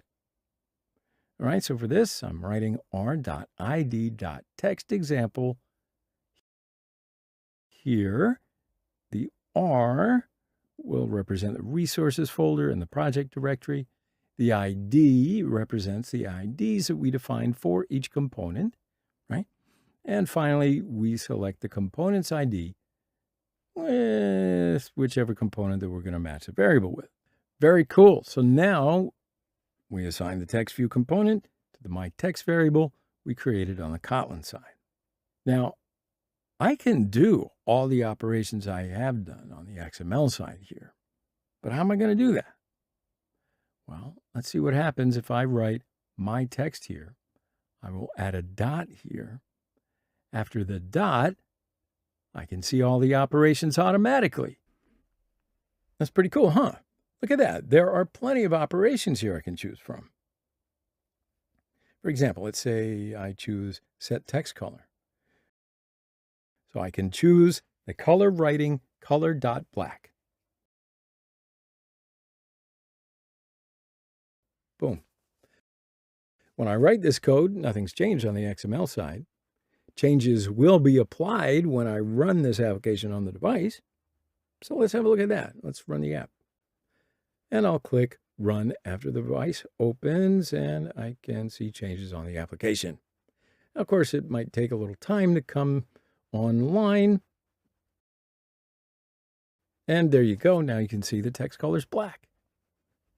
Now also, I can change the text of this text view. So for this, just use the set text function or just the text option. If we use the set text function, we've got to write the new text that I want to change inside the parentheses. So I'm going to write, this is an example. But you got to be careful. You need to write the text inside the quotation mark. You see that? Because this is a string expression after all. Now, if we use the .text option, we write the new text after the equal sign. Also, we must write the new text between the double quotes. Okay? So I'm going to run it again. And there you go. You see the text change.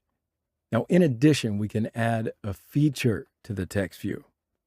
If we click on text view, we can start an operation. For example, when I click on text view, we can open a new activity, or we can change text size or text color. Why don't we give it a shot? How are we going to do this? So just add a click listener to this text view. I'm going to write myText.set on click listener. So notice there are two set on click listener properties here. You can choose both, but I usually choose the option with curly braces next to it. And if you select this, press enter, you will add the click feature to the text view component. All right, so now I'm going to write new code inside the curly braces. So these codes will work only when I click on the text view. Follow? So I will write inside the curly braces, myText.set text color. Inside the parentheses, I write color.white. So I'm going to click run again. And after a little while, the device is up and running. And you can see here, there are no changes to the text view. After I click on the text view, the code will work and the text color will be white. All right, so let's change the background color of the text view. So I'm going to write myText.set background color. Inside the parentheses, I write color.black.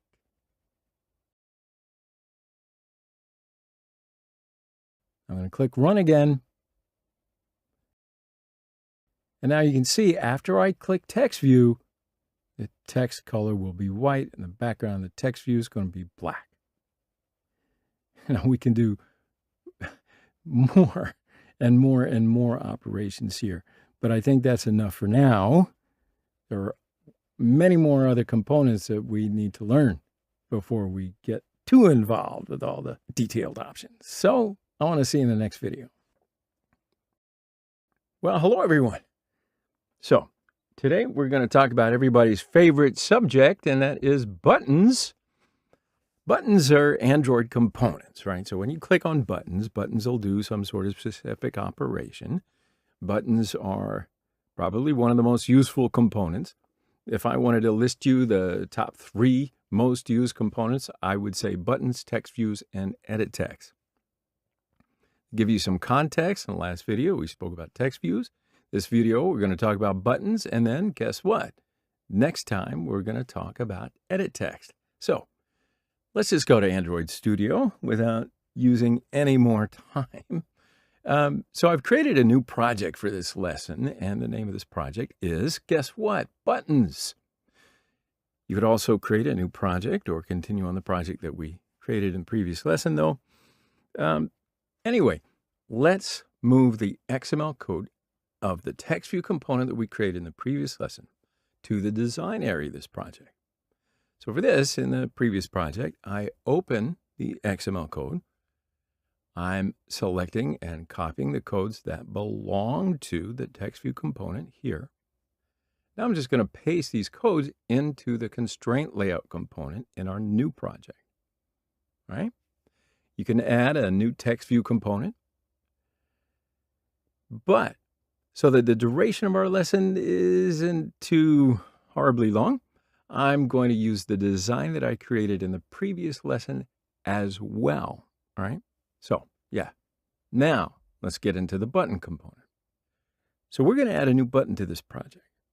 Now, you know before that we can create a new button 2 different ways. First one is drag and drop. So I'll select the button component from the palette, drag it to the component tree or to the design area directly. Okay, so as you can see, I added a new button. I can drag it wherever I want as well because I'm using the constraint layout. All right, so what about the second way? Well, you got to add a new button using XML code. It's pretty simple, so we'll add a second button using XML code.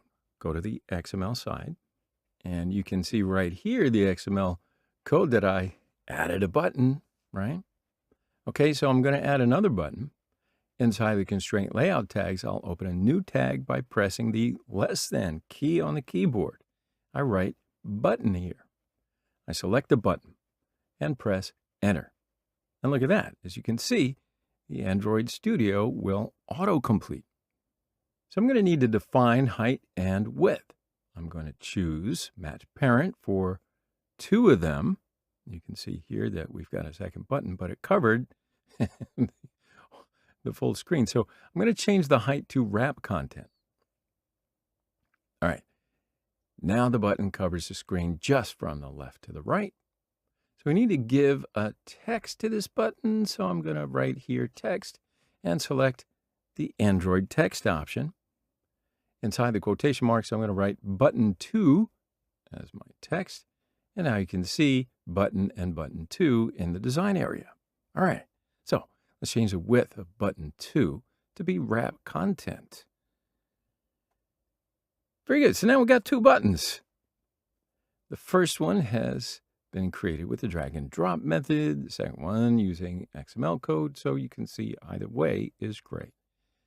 Of course, since our main layout is the constraint layout, we do need to determine the constraint values of the components that we add to the design area.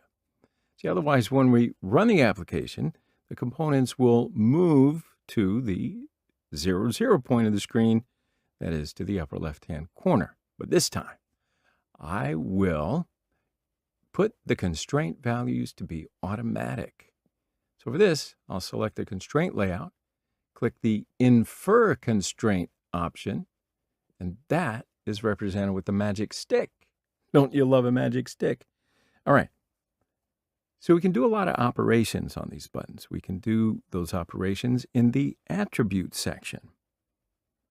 We can define height and width here. We can specify the layout margin from here.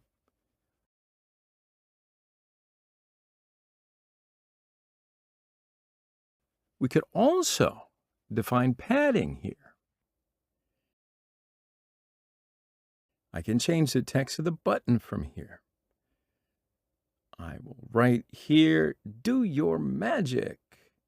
And you can see the button got bigger because the button width is set to wrap content.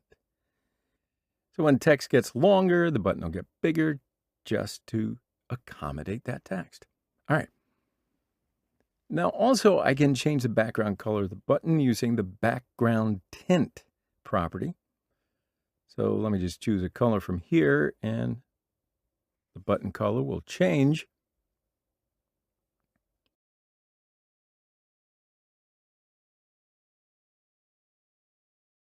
Now also I can choose clickable or not. You can think, why did I put a button in the project and not make it at all clickable? So, well, if I do not click on this button, why did I put a button here? Well, this actually brings us to an important point, because you can do regulation on your project and you can do your button to be clickable after some operations, but before those particular operations, the button would not be clickable. You follow? Let me give you an example. Let's say that you design a game, and inside the game there is a next section button, but you don't want the player to pass over to the next section before getting to a specific score. So you could specify that after the player collects whatever that score might be, well, the next section button could then be clickable. So then the player could go on to the next level after making that required score. All right. So we could also change the text color from here.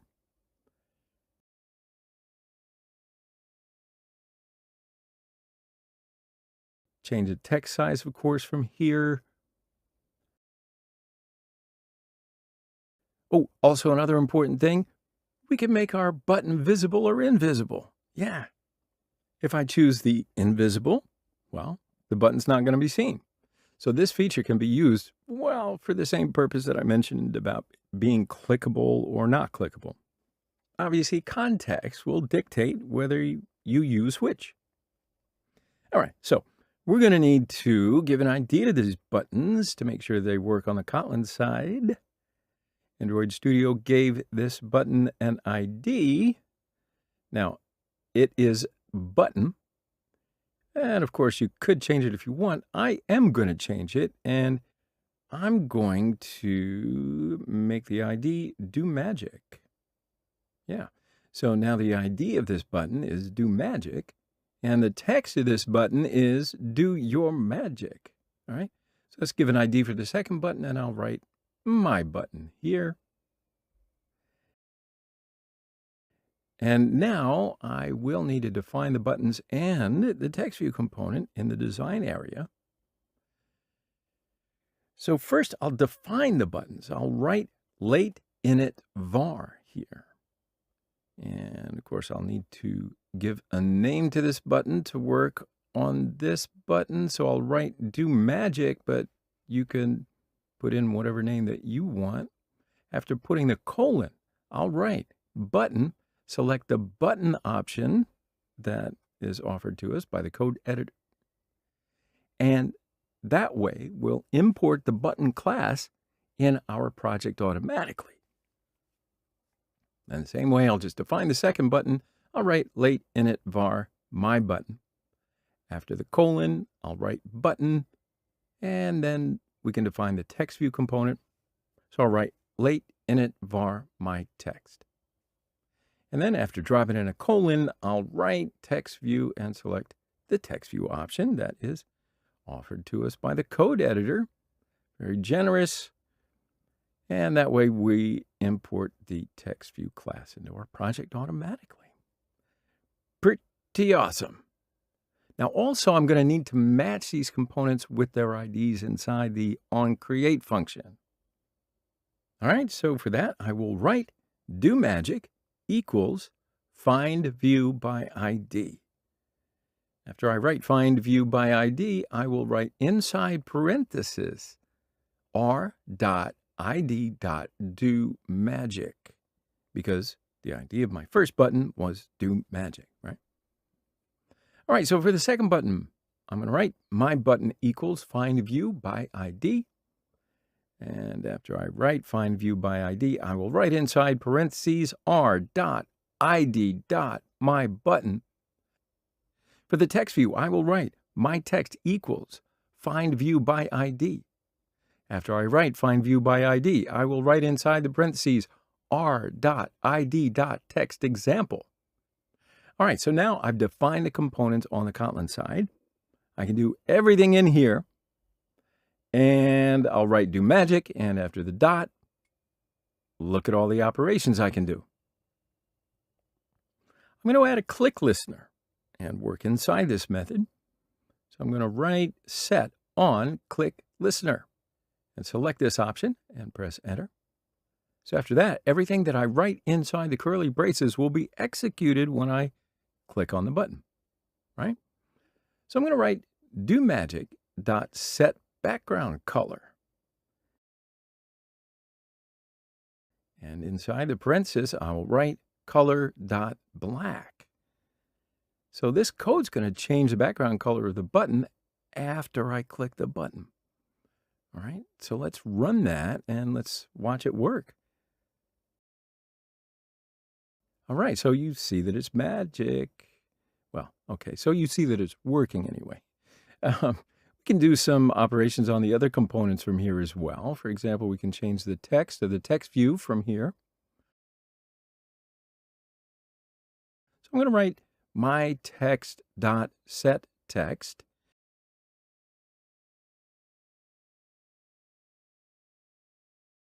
And inside the quotation marks, I'll write I have done my magic.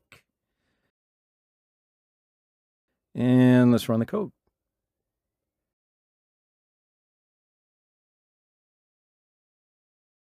So you see when I click on the button, the text of the text view changes. Also, I can, well, make that invisible. So here I'm going to write my text dot is visible. After the equal signs, I write false. All right, so let's run the app.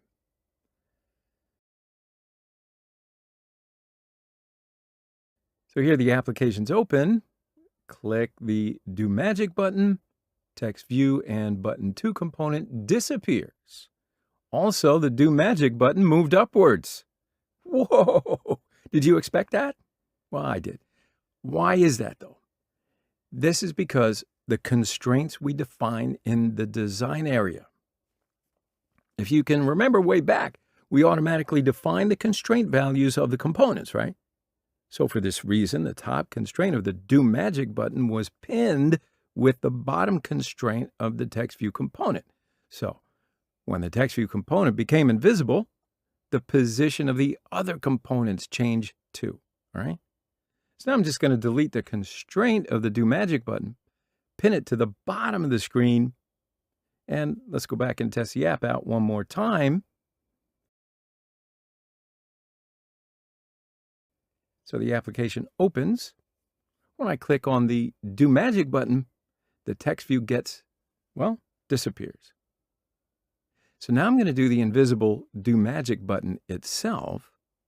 So for this, I'll write Do Magic dot is visible. After the equal sign, I'll write false. Now let's run that code. The application opens.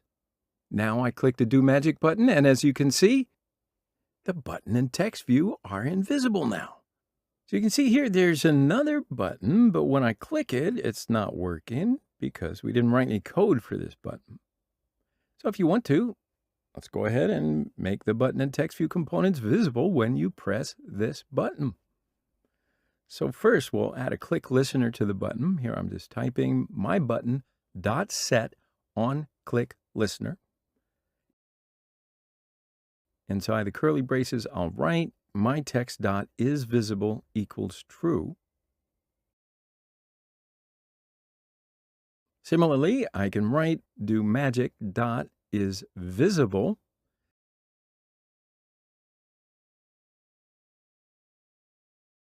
After equal sign, I'll write true. All right. So we'll run the application again. And first of all, I'll click on the Do Magic button. As you can see, the button and the text view are all invisible. So now let's click on this button, and there you go. The components are now visible. So we can do a lot, right? We can do many more things here, but I do want to move on to another topic that includes buttons, because the design of the buttons is almost as important as its code. All right. So because of this, you really do need to learn the different types of button designs. Let's say, for example, you would want to shape a button into an oval, or maybe circular, or make it rectangle.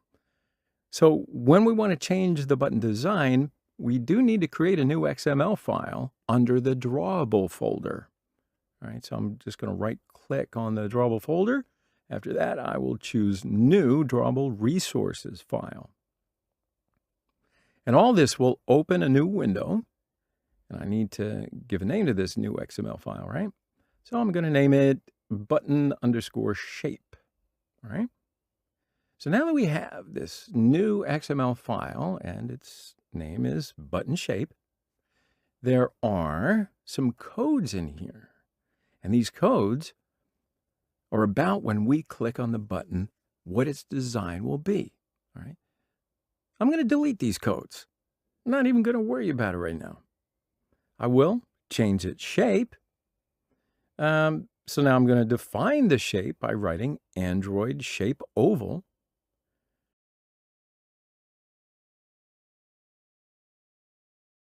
Also, I need to choose a color for this button. So for this, I'm going to define a solid color here. I'll open up a new tag, write solid, and press a slash key on the keyboard, closes the tag, right?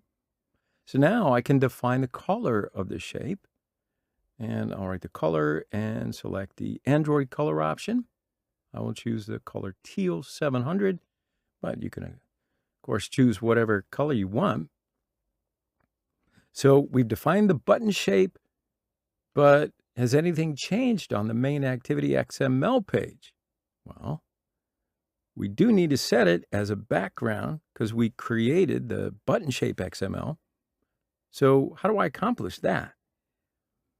I'm going to go to the XML side of the activity main page, and I will add the background property. So I'm going to select the button shape XML file under the drawable folder that we created before. Now notice that the shape of the button has changed, but its color has not.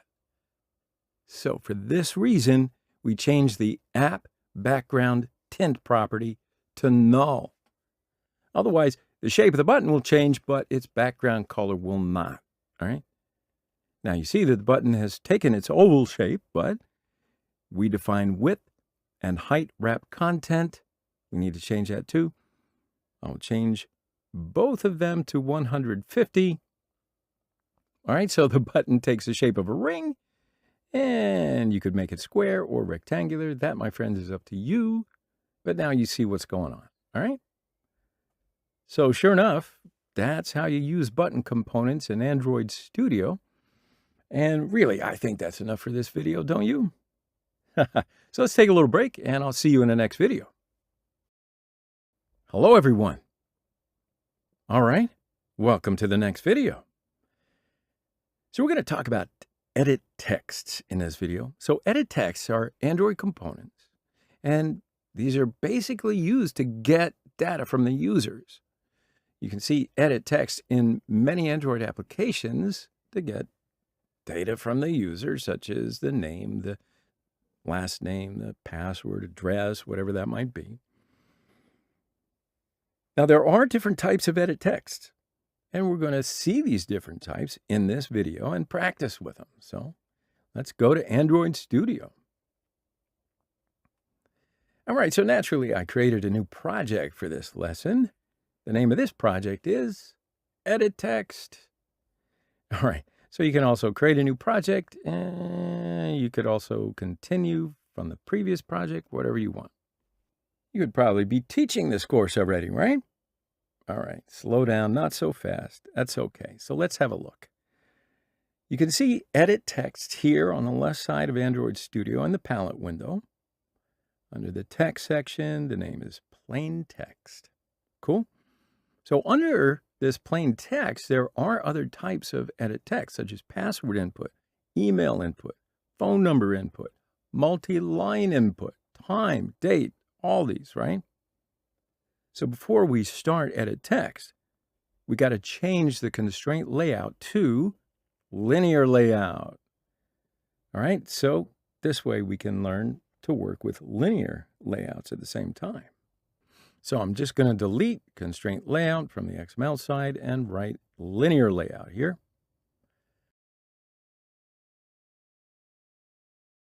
Now also, the orientation of this linear layout will be vertical. All right, so now the layout's ready. I'm just going to drag and drop a plain text under the linear layout. So now we've got an edit text. ID of this edit text is edit text person name. And the text of this edit text is name.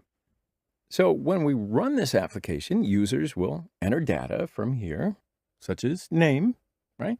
So let's run it and see what happens. There's the application running. And you can see here users will enter data from here, right? Now, I will delete the word name that we wrote before. I can actually write anything here. Also, I could enter numbers from here too. All right, so let's add another edit text. This time I'm going to add password edit text. Also, I will add numerical password edit text. So numerical edit text, that you can just enter the numerical number from here. And also multi-line edit text. Also, let's increase the height of the multi-line edit text a bit because we're going to write multiple lines in this edit text. All right, so let's run the application with these edit texts and see what happens. So the first one is a standard edit text. You can enter numbers and characters. The second one is password edit text. So when you enter the password in this edit text, numbers and characters not going to be seen, right? You can enter numbers and characters, of course, into the password edit text. You're just not going to see them. That's the nature. So the third one is also password edit text, but users can only enter numbers, not characters. Also, these numbers will not be seen in this type of edit text. Now, the last one is multi-line edit text. Users, of course, can enter more than one line of information in this type of edit text. So I'm going to write in here some text lines just to show you how it works. And you can see here after the first line, the second line continues under the first line. For example, let's say you could use this type of edit text to just bring on some user comments or maybe an address or maybe a complaint if you're so open, that kind of thing. Anyway, in the first one, when the user enters more than one line, after that line is finished, well, the head of the line is not going to be seen. You see how that works? Now, we're not done just yet. We've only placed the edit text in here. We have to take this information and use it somehow. So how do we use it? We're going to do that on the Kotlin side using Kotlin code. All right. So we're going to continue with an example. I'll delete edit text except for the first one. Also, I will add a button and a text view. All right, so we're going to develop an Android application, right? The user will enter the name into the edit text, and after they click the OK button, the name is going to be seen on the text view, right? So I'm going to delete the text of the edit text, but it's not going to be empty. I'm going to add a hint property to this edit text. So the hint is a tip given to the user to understand what the user will write in the edit text, right? So I'm going to write in the hint section, please write your name. All right. So I'll change the text of the button to be OK. I've also deleted the text of the text view. Let's change the design of the application a little bit. So let me do 50 dp, the layout margin, top property, the edit text. Also, I'm going to give some space between the edit text and the button, about 30 dp. And likewise, I will give some space between the button and the text view. And I'm going to do 50 dp, height of text view. Cool. I'm also going to change the width of the edit text. I'm going to give that 200. It's a little small, so I'm going to give it 300, okay? Yeah, that's good. So, yeah, I'm going to change the height of the edit text to 60. And in the same way, I'm going to change the width of the button to 300. Now for the text view, I'm going to do the exact same thing. Okay, so I'm going to place these three components right into the center of the screen horizontally. Now, how do I do that? I first select the linear layout. Then I'll go to the gravity property from the attributes section, and I will choose the center horizontally option. So now all the components are placed in the center. And I will add a text on the text view. And let's just call it results. And we might as well also center the text of the text view component. For that, I can just change the gravity property of the text view component to center. And also, I'm going to change the background of the linear layout. Now, from here, you can choose any color you want. I'm going to just choose a color in shades of blue. Yeah, I think that color is the one I was looking for. So after choosing a color, I'm just going to press OK. All right. Oh, so let's change the background of the other components too, huh? So I'm going to choose white for all three components. And first, we'll make the background color of the button white. Of course, since the text color of the button is white, the arrow text is not going to be visible. So I got to make the text color be black. All right, so now let's make the background color of the edit text component white. See, so notice now that we changed the background color of the button using the background tint property. Yes? Cool. So for the other components, we use the background property. All right, so finally, I'm going to change the background color of the text view component.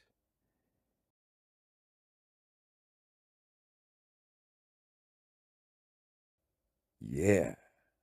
Whoa, the button's a little big, don't you think? So I'm going to change the width of the button to 200.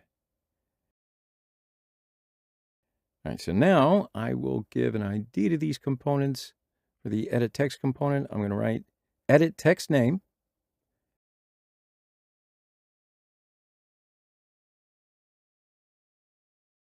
Button OK, and that's for the button. And text view result is for the text view. Yeah, I think that's going to be okay. So let's run it and have a look on the phone. So yeah, you can see the application is working. You can see the hint here. When I write Arnold here and click OK, Arnold should be seen on the text view instead of result. But the application's not doing this now. Why is that? Well, like I told you earlier, we haven't written the Kotlin code yet. All right. So for that, let's go to the main activity.kt file. And we'll write some code. Yeah. First, I'll define these three components. I'll define edit text. Now, after I write late init var, I need to give a name to this edit text. It can be name. Simple as that. So after the colon, when I write edit text and choose from the autocomplete, Android Studio imports the required class android.widget.editText. Cool. second. Going to do the same thing for the button. And I'll make its name OK. Last component, text view, write late init var result colon text view. All right, so now I'm going to assign the XML components that I designed before to these names using the find view by ID function. And that is inside the onCreate method. Now it's all falling into place, right? So here I write name equals find view by ID r.id.edit text name. All right? Second line, OK equals find view by ID r.id.button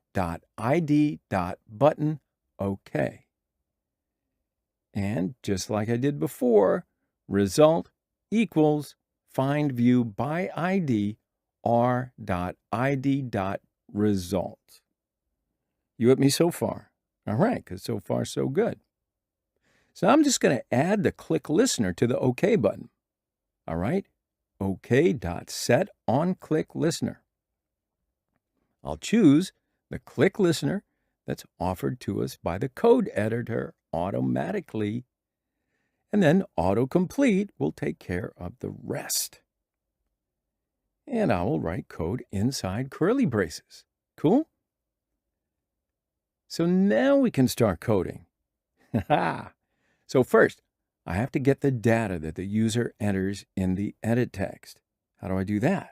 Well, I'll just write in here, name.text.toTheString. So this code will take that text that the user enters in the edit text and then convert it into the string. Okay, so now I want to write this string on the result text view. Follow? But before I do that, I'm going to need to define a string container named username. So I will assign the text that I took from the edit text to this username string. And then because of this, I will write here var username colon string equals name.text.toString. All right, so I can set this username on the text view. I will write here result.setText, and then inside the parentheses, I will write username. Also, you can write this code instead of the setText function.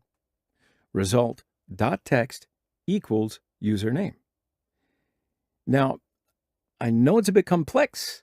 I really hope you understand this part. It is very important. Go back over it if you need to. But basically, I define a container, and its name is the username. Then after that, I took the text the user entered and converted it to a string. And then I assigned this text to the username container, that is, variable. And then lastly, I set this username to the text view. All right? So let's run the application and see how it works. So the application opens. I'm just going to write in here a name and click OK. All right, so as you can see, it works. It takes the name that I wrote in the edit text and writes it to the text view instead of result. Got it? All right. So that's enough for this video. Yeah. Edit text, like I was saying, kind of complex, but you got to master it. So go back over it if you need to.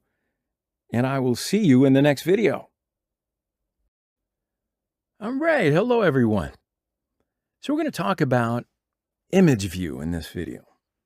Image view is an Android component to display images. Natch, but you know, showing images is very important for an Android application. If you use good photos in your project, your design's going to look wonderful. So because of all this, the usage of the image view component is very important. So why don't we just go to Android Studio and learn image view while we practice. All right. So, you know, we have a project from before, so let's continue to work from this project. The first thing we're going to need to do is add the image that we're going to display in the image view component right here into our project. So I'm sure you remember I was showing you that we add pictures to the drawable folder. That rings a bell. So we're going to do all that right now. You can add images in a couple of different ways. First, you have to right-click on the drawable folder and select Open in Explorer. Then you should move the image that you want to add to the project to the drawable folder from here.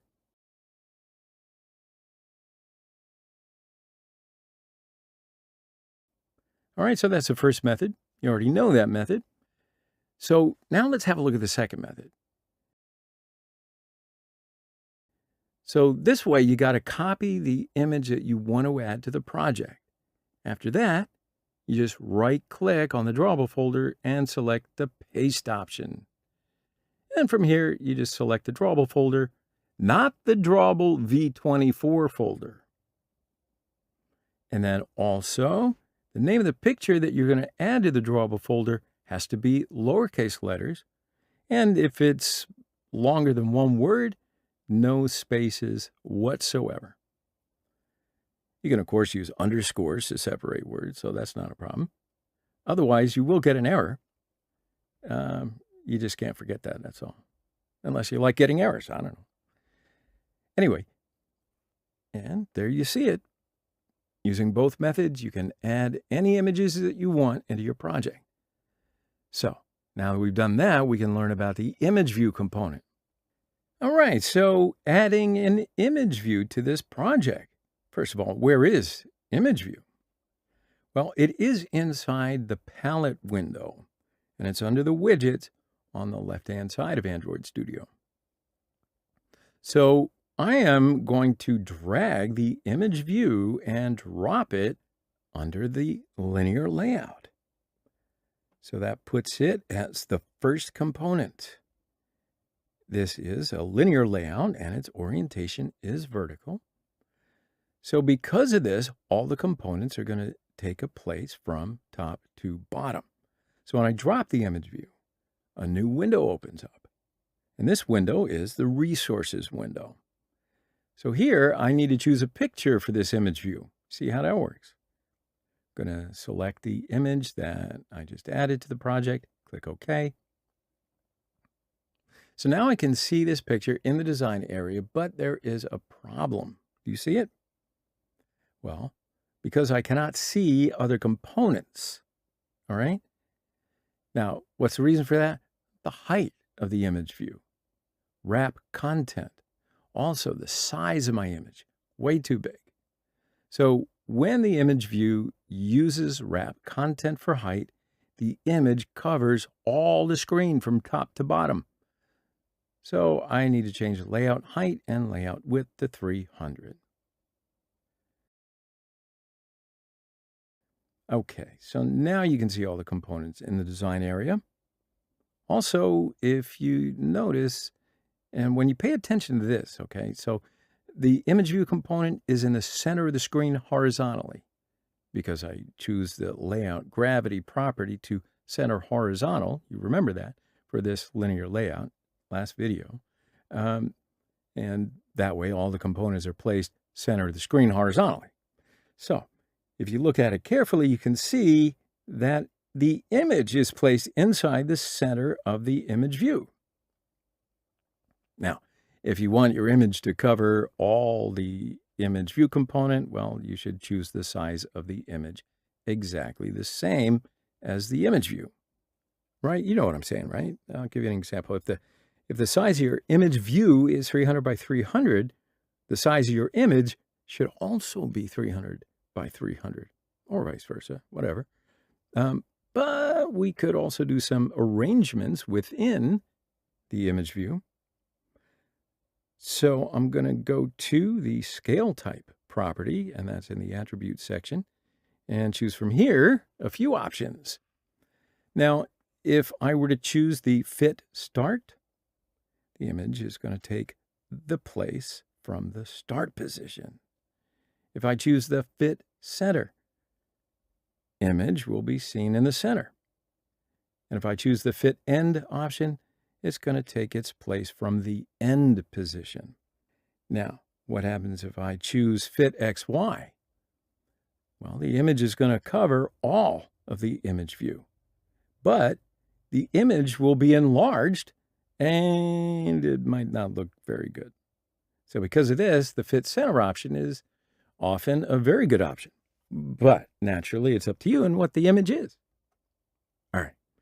So these are only some of the things that we can do on the design page. We can also do a few things on the Kotlin side using Kotlin code. But before going to the Kotlin side, I will need to give an ID to this image view, right? So I'm going to give the image example as the ID. Okay, so what can I do here? For example, when I click on the OK button, the image in the image view component is going to change, right? So I will see another image inside the image view. So how do I do that? Well, we'll go to the main activity.kt file and start there, okay? So first, I'll define this image view on the Kotlin side. I need to write late init var image : image view. I'll give image as its name, and you can, of course, name it whatever you want. But now I need to define its ID inside the onCreate method. And I'll write image equals find view by ID. And inside the parenthesis, r.id.image example. So now I can do every operation on the image view using the image word, right? So I'll write operation codes inside the click listener of the OK button. Now, let's turn the codes that we wrote in the previous lesson into a comment line. So if you just put a double slash at the beginning of the code, you will only comment out a single line. If you use slash and the asterisk, you can also comment out multiple lines. Okay, so now we can write the necessary code. I'm going to write image.setImageResource, and this function is used to change an image in the image view. But before I continue with that, I do need to do one more thing. How about a second image to my project? So I can right-click on the drawable folder on the left side of Android Studio and choose Open in Explorer. After that, the drawable folder is opened. Inside the drawable folder, I have one picture. Its name is First Image. So I can add a new image to this folder and make its name Second Image. All right. That way, when I close this folder, I can see the second image in my project. So now I can call this image, and I will write inside the parenthesis r.drawable.secondImage. All right, so now that everything is okay, when I click on that OK button, the image is going to change to the second image. So let's run it and see how it works. Yeah, so the application opens. When I click the OK button, the image changes, just like that. All right? So that gives you an example of how it works, and that'll work like that for a variety of operations. But it's enough for this video. So I want to see you in the next video. All right? We're going to do some other stuff. See you on the other side. All right, hello, everyone. I want to talk to you about the checkbox. So the checkbox is a different type of component in Android Studio. It's a kind of a button. It's going to take two positions, checked or unchecked, and it's a frequently used component when you're developing Android applications. For example, when we develop a survey application or a note-taking application, we can use checkboxes. So we'll go to Android Studio and see it in practice and learn a few things at the same time. All right, my friends, so we can create a new project for this lesson. And how do you create a new project? Just click the New Project button here. And from this page, I can select the Empty Activity option from Tablet and Phone section and press on the Next button. We will configure our project from this page. I'll set the name of the project to be checkbox. Now, I'm not going to change the project package name or the file path. The programming language will be Kotlin. Minimum SDK level can be 23, so that's all good. And we can create our project just by clicking on the Finish button. All right, so our project is now being created. And of course, it could take a little while. But please, again, let me just repeat that don't do anything before the project's fully created, all right? You might get some errors. You might not, but you might. And it's not necessarily consistent either. But that way, yes, you'll be error-free. Okay, my friends, as you can see, our project's now created. So we can open up the activity main.xml file. And we can just close the project directory. Now, first of all, you see the eye icon. We're going to go up here and select Show System UI for my options. Now, so our project will basically look like this. Okay, so as you can see, there is a text view in it, and it contains what is your gender. All right, so there are also two checkboxes just below the text view component, male, female. If you want to, you can add others, but we're going to just keep it simple for now. And we'll click the male checkbox, text view. The your gender is male statement will be written. And if we click on the female checkbox, the your gender is female statement will be written. All right. So that's what it looks like. Very simply. Let's get started. So first off, why don't we just change the background color to the design area? So I'll choose constraint layout from the component tree section. Then I select the background property from the attribute section. And from here, you can choose any color that you want. I'm going to choose a color like this for now. Press the OK button. All right, so now let's edit the text view component in the design area. So I'm going to first delete the bottom constraint. And we can also make this top constraint value 150 dp. And we'll make the width of the text view component 300. And we'll make the height 60. Now let's change the text to the text view component. So here I'm going to write, what is your gender? And let's increase the text size. And I'll make the text size property 24. All right, so let's change the text color to white. And you know what? Let's also change the background color. Now, if you click here, the color palette will open. And here you can choose whatever color you want. I'm just going to choose a color in the red shade family. And finally, we're going to align the text in the text view. So for this, I'm going to use gravity and padding. So I will make the gravity property of the text view component center vertical. And now I do want to leave some space to the left of the text. So for this, I'm going to just change the padding left property to 7. Yeah, that's pretty much okay. So now let's add 2 checkbox components to the design area. You can find the checkbox component in the button section of the palette. And I can just drag and drop it into the design area. Place the checkboxes just below the text view component. And I'll add one more checkbox in the same way. And of course, you could add another few if you need to, right? Okay, so first let's change the text of these checkbox components. Text of the first checkbox will be male. And I'll also make the text of the second checkbox female. And I'm just going to keep it simple for now. I'm going to make the margin start values the same to keep them aligned. And I'll set the margin start value of the first checkbox to 160. And likewise, I can set the margin start value of the second checkbox to 160. Now also, since our main layout is the constraint layout, I got to specify at least one vertical constraint, right? So I'll write the top constraint value of the first checkbox as 20. All right, so I'm going to make the top constraint value of the second box 10. And lastly, we'll increase the text size of the checkboxes. So for the first male checkbox, I'm going to make the text size 20.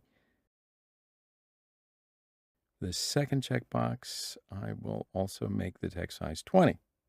All right, it's rough and ready. I think that design is kind of finished. So finally, I've got to determine the IDs of these components, all right? That way if I didn't do that, right, I wouldn't be able to access the components on the Kotlin side. So I'm going to make the ID of the text view component be text view result. So after typing the ID, I press the Enter key on the keyboard. I can choose the refactor option from this warning window that opens. And then similarly, let's determine the ID of the checkbox components. Let the ID of the first checkbox be checkbox male. And let the ID of the second checkbox be checkbox female. And sure enough, we've now completed this part of the design. So we can now go and open the mainActivity.kt file now. All right, so first of all, I will need to define checkboxes and text view. So I'm going to write here late init var. Now I've got to give a name to this variable, so I'm going to write male. This name is my choice, so you can name it whatever you want. And after the colon, I'm going to write checkbox. And of course, we've got to define the other checkbox. I'll write late init var female colon checkbox. And then lastly, I define the text view. I write late init var result colon text view. Okay, so now I need to assign IDs to these variables. So I will write male equals find view by ID. r.id.checkbox male. And for the second checkbox, female equals find view by ID. r.id.checkbox female.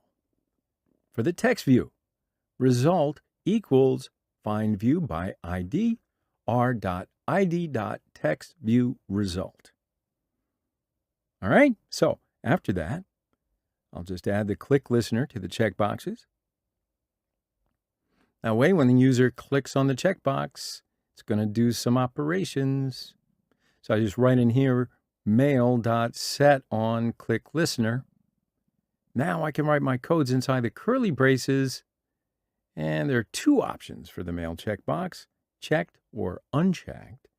So I'm going to write if mail.isChecked. This will control checkbox is checked or unchecked. If it is checked, it'll return true. If it is unchecked, it will return false.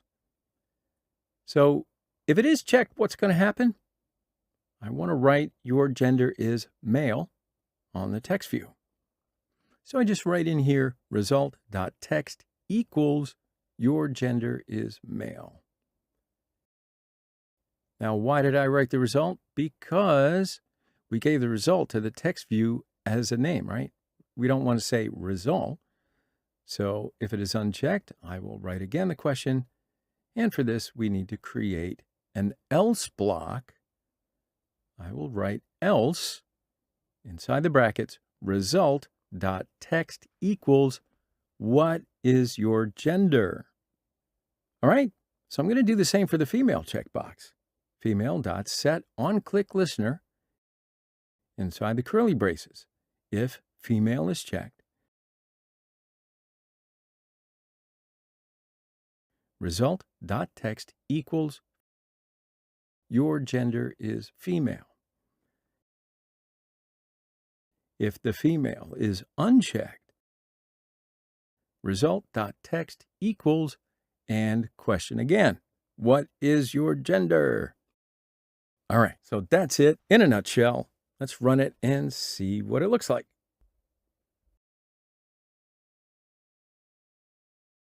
So the application opens, and you see if I check the male checkbox, the text of the text view is changing. If I uncheck the male checkbox, the text of the text view is changing to the question again. Cool. If I check the female checkbox, the text of the text view is changing. And if I uncheck the female checkbox, the text of the text view is changing the question again. All right? Now, I wonder if you notice, we could have a problem here. What if I were to check both? Now, we're not obviously getting into biology here, but I do want to ask for this example. I'm not going to be able to let the user check both of them, so how am I going to prevent that? Well, we will need to write some extra code. So I'm going to do this in the if block. So follow along. If male is checked, female must be unchecked. So I will write female dot is checked equals false. So this code defines the position of the text box. If it is true, the text box will be checked. If it is false, the checkbox will be unchecked. Right? You follow that, right? So with this code, if the male is checked, the female will be unchecked automatically. Right? So I need to do that for the second checkbox as well. This time I will write male dot is checked equals false. If the female is checked, the male will be unchecked automatically. All right, so let's run it and see it again. All right, so it's working now, and when I check male, the female is unchecked. When I check female, the male is unchecked. Good, good, good. All right, so that's enough for now. We'll take a short break here if you need to, and I'll see you in the next video. All right, hello, everyone. So now, where do we go from here? Checkboxes always lead to radio buttons, so we're going to do radio buttons in this video. So radio buttons are very similar to checkboxes that we did last time, but radio buttons are inside a group, and users can choose one option from the group, right? Radio buttons are separated from checkboxes because of this feature. So, for example, you can use radio buttons on a test application, right? Users can only choose one option from the answers. You can also use radio buttons to take some information from the user, just like checkboxes. But in the checkbox, there is two options, right? For one checkbox, checked or unchecked. But when you use a radio button, the user has to choose one option from the group. Also, one option is chosen by default. Okay? So that's enough information. We've all used radio buttons, but now let's go to Android Studio and practice what to do with them. So for this lesson, I have now created a new project, and the name of this project is Radio Buttons. You can also create a new project or continue from the previous one. It's up to you. But what I do want to do is show you the sample application that we're going to be doing so you know where we're going. All right. So as you can see here, there are 3 radio buttons on the screen. The names of the radio buttons are green, yellow, red. Now there's also a button here. The user will select one of the options and then click on the button. All right. So the background color of the application will change depending. All right. Let's do it.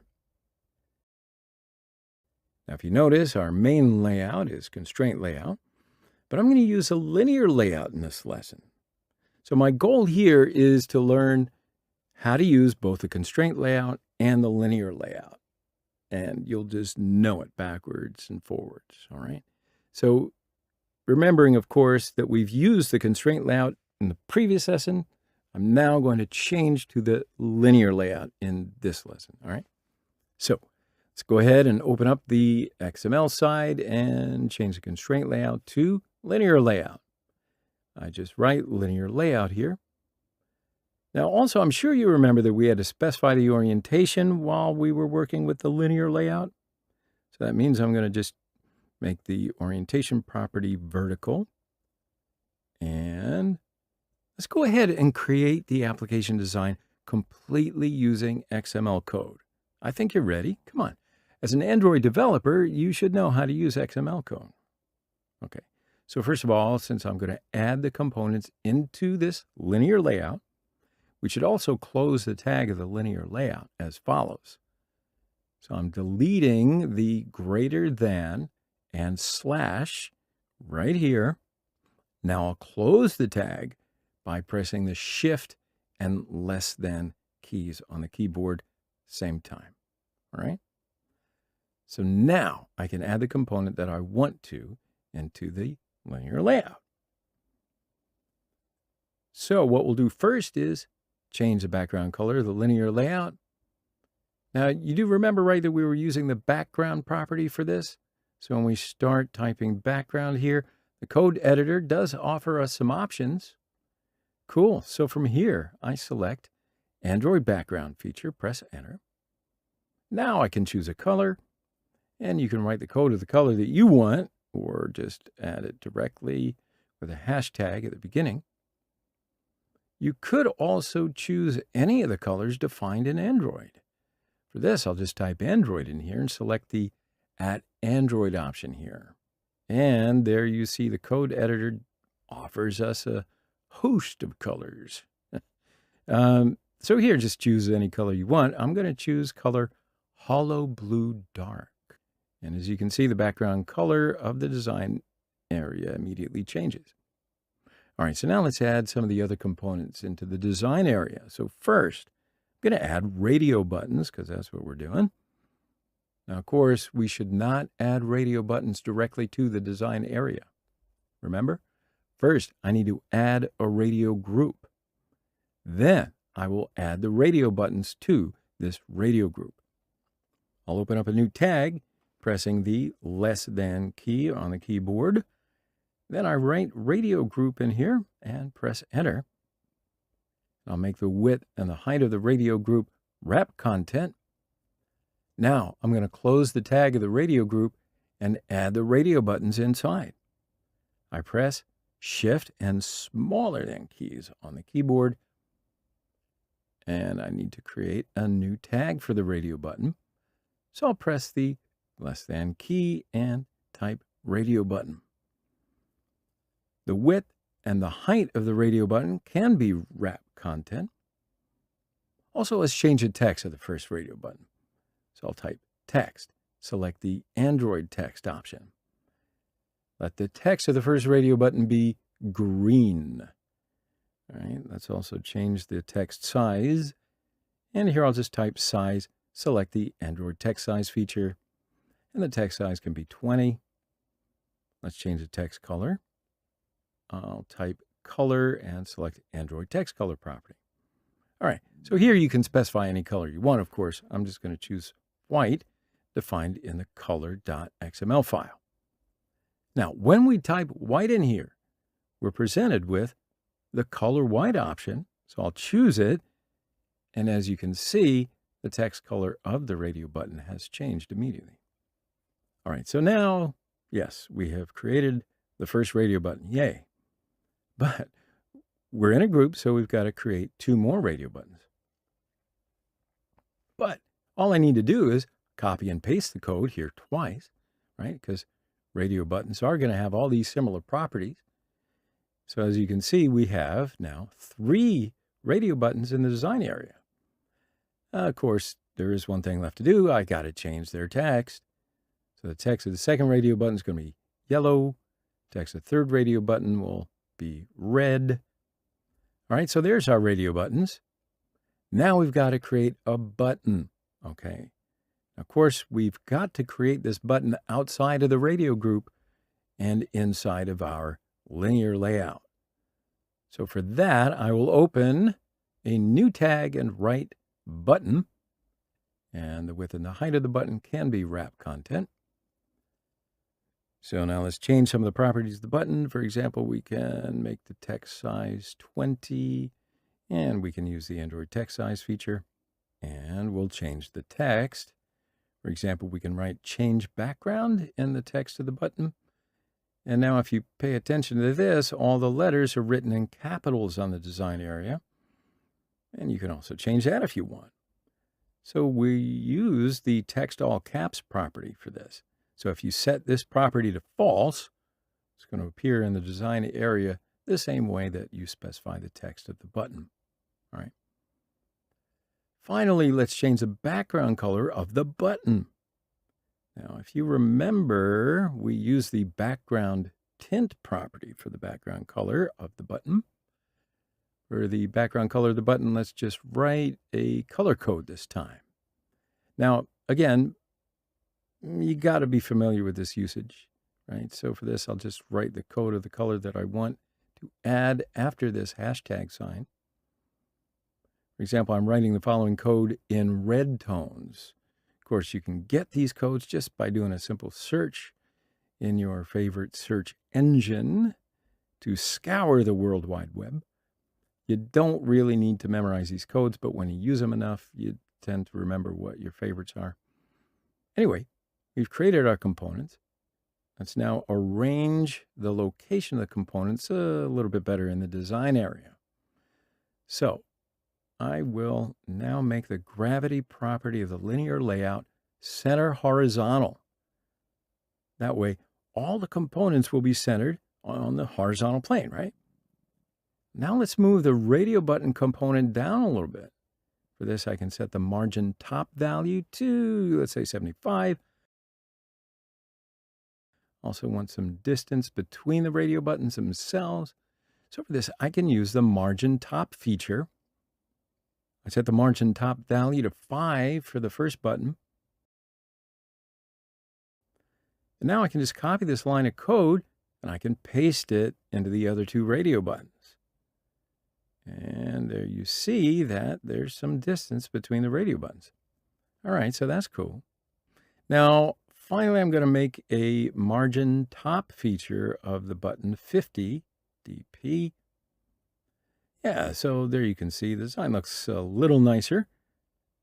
But in fact, yeah, I'm just finished with the design entirely, but I do want to add one more feature. So you can make any of the radio buttons selected by default. All right, for example, let's make the first radio button selected by default, and for that, we can just use the checked property. So here, if you set this property to true, the radio button will be selected by default. Okay, so finally, let's define the IDs of the components. And I will first define the ID of the linear layout. So here I write ID, select the Android ID feature, then select @+ID/, and press enter. Now we can select the ID. The ID of the linear layout can be linear layout. And now let's define the ID of the other components. The ID of the first radio button can be radio button green. The ID of the second radio button could be radio button yellow. ID of the third radio button can also be radio button red. All right. So finally, we'll determine the ID of the button. And we'll let the ID of the button be button change. All right, my friends. Yeah, that completely finishes this design. So as you can see, you can design your application using XML codes without even knowing it, right? That's cool. Good job. You can do the same things we did here using the attribute section. But anyway, now let's open the main activity.kt file and begin coding. All right, so first of all, what do we need to do? Define the components. So I will define the linear layout. Now, by the way, I got to mention this. If you remember, we did not specify the IDs of the layouts in our previous lessons. We did not define the layouts here. This is because we never use layouts while coding, right? So in other words, if you are not going to use a component in the design field while coding, you do not need to define it here. But since we will change the background color of the layout by using the radio buttons in this lesson, we have given the linear layout an ID, and we need to define it here. Follow? Yeah. So let's start defining the layout now. I'll write late init var. I'll write linear layout as the variable name. Then after the colon, I'll write linear layout. Now I will define the radio buttons. Late init var. The name can be green for the first radio button after the colon. I'll write radio button. And for the second radio button, I'll write late init var yellow colon radio button. Last radio button, I'll write late init var red colon radio button. All right. Now, lastly, we got to define the button. So I'll write late init var. The name of the button can be change. After the colon, I'll write button. Cool. So after all that, I need to define IDs for these variables in the onCreate function. So I'm going to write linear layout equals find view by ID, r.id.linear layout. And here, green equals find view by ID, r.id.radio button green. For yellow, yellow equals find view by ID, r.id.radio button yellow. And for the red, red equals find view by ID, r.id.radio button red. Now we got the button, so change equals find view by ID, r.id.button change. All right, so we've defined the components. But what do we want to do after that? Well, let's see. When the user chooses a color and clicks a button, the color of the layout's got to change. So to do this, I need to add a click listener to the button change. And that I will write here, change.setOnClickListener. And then inside the curly braces, I will write my conditions. All right? If the green radio button is checked, it means if the user selects the green option, we should make the background color of the linear layout green. Right? So I will write inside the bracket linear layout.set background color, and inside the parenthesis, I'll write color.green. So that's my first condition. So if the user chooses the green radio button, the background color will turn green. All right, so after that, I need to write the second condition. Else if the yellow dot is checked, layout.set background color, color.yellow. And likewise for the third condition, else if the red dot is checked, layout.set background color, color.red. So far, so good. Let's run it and see if it's working or not. So the application opens. When the green radio button is selected and click the change background color, the background color changes to green. Whew. Let me choose yellow. Background color is yellow. So let me choose red and click the button. Background color turns red. Wow. Okay, cool. So you should be able to see that I can choose only one option with these radio buttons. Yeah? Excellent. So I don't know about you, but I think radio buttons make sense, pretty easy. So that's enough for now. We're going to get to something else in the next video. So I'll see you then. All right. Hello, everyone. We're going to work on a toggle button in this video. So the toggle button pretty much gives two options to the user. It's basically on and off, right? Now, you define what needs to be done when the user takes it to the on position, but it is fairly easy to use. So why don't we just go to Android Studio and practice with it. Now, I have created a new project for this lesson. And the name of this project is Toggle Button, but you can always create a new project or continue with radio buttons or whatever your previous project is called. So why don't we just first have a look at this sample application that we're going to be doing. It gives you an idea where we're going to go. So as you can see, there is one image view, one text view, one toggle button. Also, the text of the toggle button is hide image. All right. So when we click on the toggle button, the image disappears. The text of the text view changes to the image is invisible. Now also the text of the toggle button changes to show image. So if I click on the toggle button again, the image comes back to me. Just like that, the text of the text view changes to the image is visible, and also the text of the toggle button changes to hide image. All right, so that's what it looks like. Let's get started. Now, first off, of course, you're going to need to add an image. So I'm going to add the image that I'm going to use in my project to the drawable folder. I copy the image to add, then right-click on the drawable folder and select the paste option. And from here, of course, you must select the drawable folder. And I'm not going to change the name of the picture, so I'll just add the picture to the drawable folder by pressing the OK button. All right, so now let's design the application. So first I'm going to change the background color of the constraint layout. And again, I want to choose the hollow blue dark color that I've always chosen because I like it. You can choose any color that you want. Okay, so now I can add an image view component to the design area. I'll just drag it from the palette and drop it right here. So now I can select an image from this window. So I select the picture that I just added and press the OK button.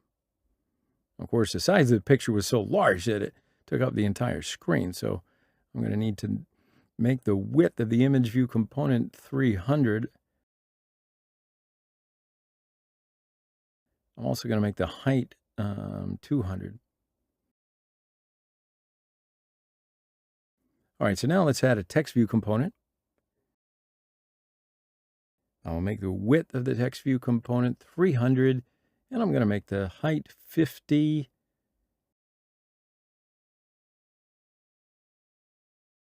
Okay, so now let's change the text. So I'm going to type in, the image is visible. And I'll set the text size to 20. Make the text color black. And I'm going to change the background color to white. All right, so let's center the text in the text view component. I will use the gravity feature for this. I'm setting the gravity value to the center. Now we can add a toggle button. All right, so you can see the toggle button, and it's under the button section, right? So I'm just going to drag a toggle button and drop it under text view. All right, so the toggle button also takes two different options. I'll define what will happen when it takes the on position, and also what's going to happen when it takes the off position. But before we do all that, we can change the text of the toggle button. Now, where do you do that?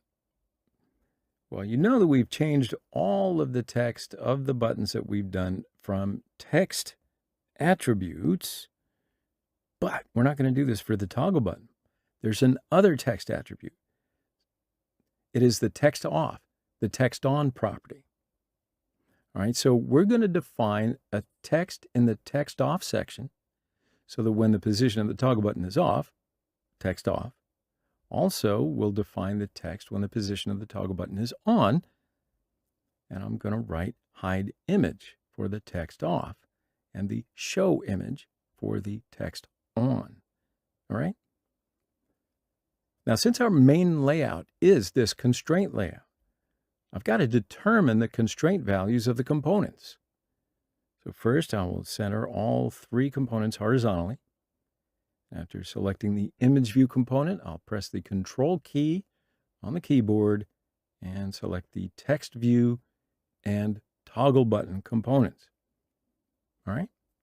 So now that I've selected all the components, I'll now right-click and select the Center Horizontally option. Very cool. So there, we've now centered all of the components horizontally. So now we got to determine the constraint values of the components in the vertical plane. So I'll set the top constraint value of image view to 50. Set the top constraint value, the text view to 20. And finally, I'll set the top constraint value, the toggle button, to 30. Okay, cool. So we've now completed the design. Now I got to determine the IDs of the components, right? So let's make the ID of the image view component be image. And we'll let the ID of the text view component be result. I'm not going to change the ID of the toggle button. All right. So now let's open up mainActivity.kt file so that we can start coding. Very cool. So first of all, I'll need to define the components. So I write late init var image : image view. On the next line, I write late init var result : text view. And lastly, I'll come in here and write late init var toggle button : toggle button. And of course, you can give it another name if you want. But after that, I'll define their IDs inside the onCreate function. I'll write here toggle button equals find view by ID, and inside the parenthesis, r.id.toggle button. For the image view, image equals find view by ID, r.id.image. And for the text view, result equals find view by ID, r.id.result. Now we can do operations on the toggle button. So I'll need to add a listener. Now, normally I would add the click listener, but for the toggle button, we need to add the checked change listener. All right, so I'll write here toggle button dot set on checked change listener. And as you can see, the code editor offers us some options. So from here, we can select the option with the curly brackets next to it. So choosing this creates two parameters. As you can see, the first parameter is the parameter from the compound button class. The second parameter is a Boolean parameter. So that is when the position of the toggle button changes, this change is automatically detected and returns true or false. All right? So here we're going to get this returned value from the parameter, and we'll change the name of this parameter for better understanding. So I'll just type is checked here. So now when the checked position of the button is changed, the listener will detect this change and apply the codes that I wrote here. All right? And it's going to take two positions, checked and unchecked. So that means that when the toggle button is on, it takes checked, and toggle button's off, it's going to take unchecked. So here I'm going to write if is checked, and inside the brackets, I will hide the image. All right, so how do I do that? I just write in here image.visibility equals view.invisible. And then also I'll want to change the text of the text view. So I'll write here result.text equals the image is invisible. After that, I will write the else condition. And that means when the toggle button takes the off position again, all right, I will write here image.visibility equals view.visible. Also, I've got to change the text of the text view again, and I'll write result.text equals the image is visible. Whew. Okay, so let's run the app, see if it works.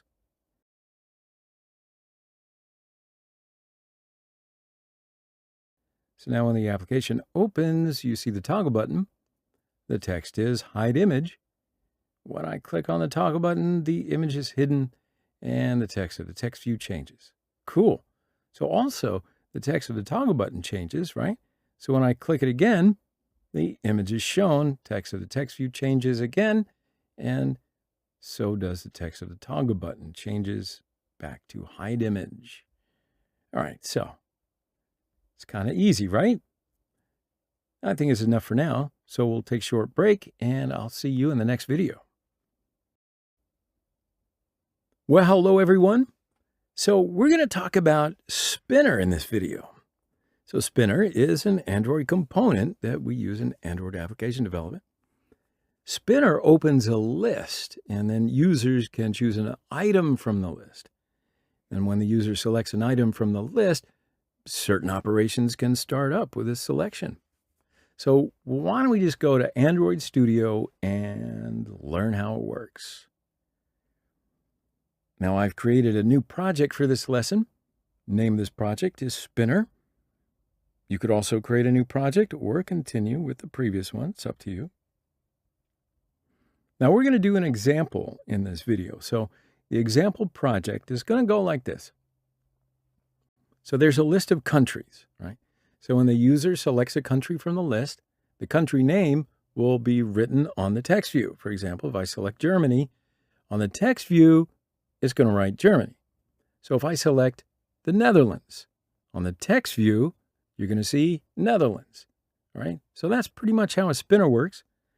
Why don't we see the rest of it as we do the application? All right, so first we're going to add a text view component. I'll make the width of the text view component 300 dp. Also going to make the height 50. Now let's set the text size to 20. And we'll change the background color.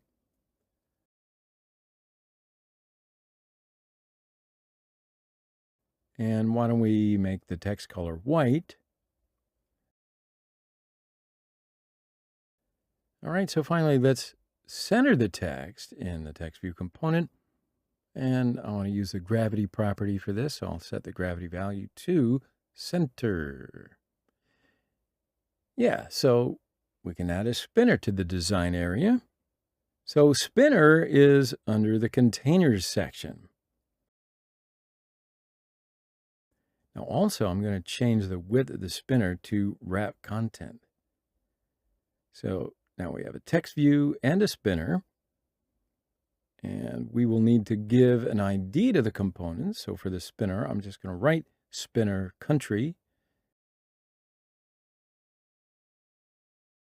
And for the text view, I will write result. And since our main layout is the constraint layout, I've got to determine the constraint values of the components. So first, I'm going to center all components horizontally. And after selecting the text view component, I'll just press the Control key on the keyboard and select Spinner. So now I can right-click with my mouse and select the Center Horizontally option. And look at that. As you can see, that centers all the components horizontally. So now let's determine the constraint values of the components in the vertical plane. Now, I set the top constraint value of the text view to 100, and I'll set the top constraint value of the spinner component to 20. So after that, I need to fill in the spinner. So to fill in this spinner, I need to create an array. Now I'm going to do this under the values folder in the strings XML file. So I'll open up this string XML file. And as you can see, one string is created here by default. Name of the string is app name. And its value is the application name, namely spinner. So now we will create an array of the type string here. For this, I need to open up a new tag and choose the string array option. And we have to give this array a name, and I'll write in countries. So when I press the shift and less than keys on the keyboard, it closes the tag. And we need to do that because we're going to add the country names into this array. So each element that we add is called an item, right? So I'm going to open up a new tag here. And this time I will choose the item option. And then I'll close this tag too. Now we can write the country names that we want to appear in the spinner between the item tag. So the first country, I'm just going to make it England. Second, Netherlands. Third, Belgium. Fourth, Germany. Fifth, Finland. All right, so now we've got 5 items inside the countries array. All right, so the spinner's ready to go. The array is also ready to go. So let's go to the Kotlin side. First thing I need to do is define the components. I will write in here late init var spinner colon spinner. And also I will define the text view. Late init var result colon text view. Okay, now inside the onCreate function, I have to match these variables to their IDs. Spinner equals find view by ID r.id.spinner country. Result equals find view by ID r.id.result. Now, let me just take a moment to explain a pretty important topic here. So we've got a spinner and an array. To transfer information from the array to the spinner, I'm going to need to create an adapter. So in this case, what is an adapter? So let me just show you with a picture, because it's very important. I want you to have a look at this in detail. We will use the adapter in some of the other components as well. So now we're going to use this adapter for the spinner, but we'll also use it for the list view and the grid view for some of the next videos. So we will call the adapter, and then what makes a connection between a data set and a view. In this example, the data set is array list and the view is spinner. Then we need to create an adapter between the array list and spinner. And I do this in the main activity using Kotlin code.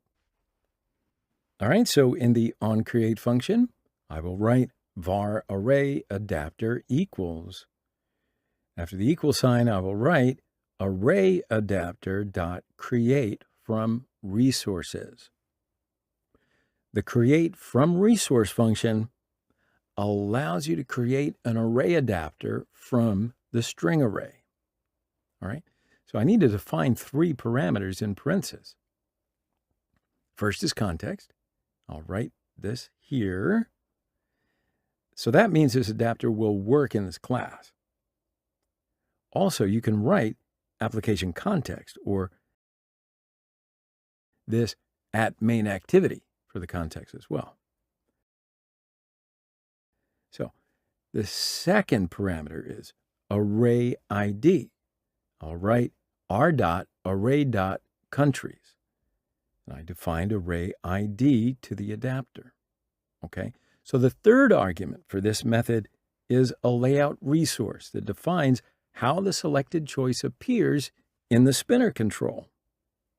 So I'll write android.r.layout.simpleSpinnerItem. All right, so the simple spinner item layout is provided by the platform and is the default layout that you should choose, unless you'd really like to define your own layout for the spinner's appearance, but just you got to learn about it first, right? So now I'm going to need to specify the drop-down layout. So I'm going to write arrayAdapter.set drop-down view resource. Okay, so inside the parentheses, android.r.layout.simpleSpinner drop-down item. So the simple spinner drop-down item is another standard layout defined by the platform. All right, so that makes the adapter ready. I just now need to assign this adapter to the spinner. So how can I do this?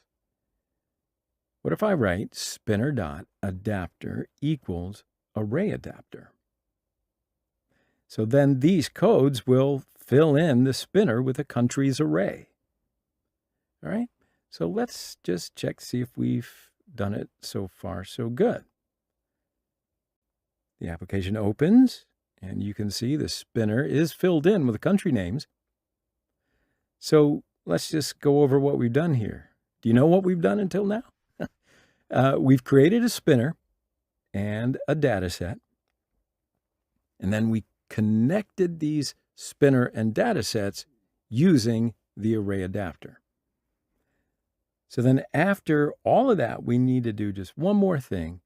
So when the user selects a country from the spinner, the name of the country should be written in the text view. All right. So that's where we need to continue. And to do that, I'll add a listener to the spinner. But first, we need to implement the adapter view.onItemSelectedListener. And this is an interface that gets added to the main activity class. All right, so that way, when we implement this interface, two functions that we will control the select process was going to be overwritten. All right, so we'll just do it now. I'll put in a comma right after the app compat activity and write adapter view after the dot. The code editor proposes the interface that we will implement. So I select the onItemSelectedListener and press enter. And you can see that Android Studio gives a warning because there are two functions that we need to implement. Well, I'll just hover the cursor over main activity, and from there I select the Implement Members option. Now you can see that there are two functions here, right? I select both functions and press the OK button. And as you can see, there are now two functions outside of the onCreate method. Also, the warnings are gone, so we can delete the to-do statement inside these methods.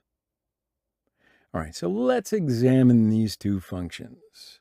First one is onItemSelected. Another one is onNothingSelected. So I'm going to write my codes here. When the user selects an item from the spinner, this method will work. So now let's look at the parameters here. The first parameter is the parameter of the adapter view class. Also, I should mention that the parameter names here may be different for you, but it doesn't matter.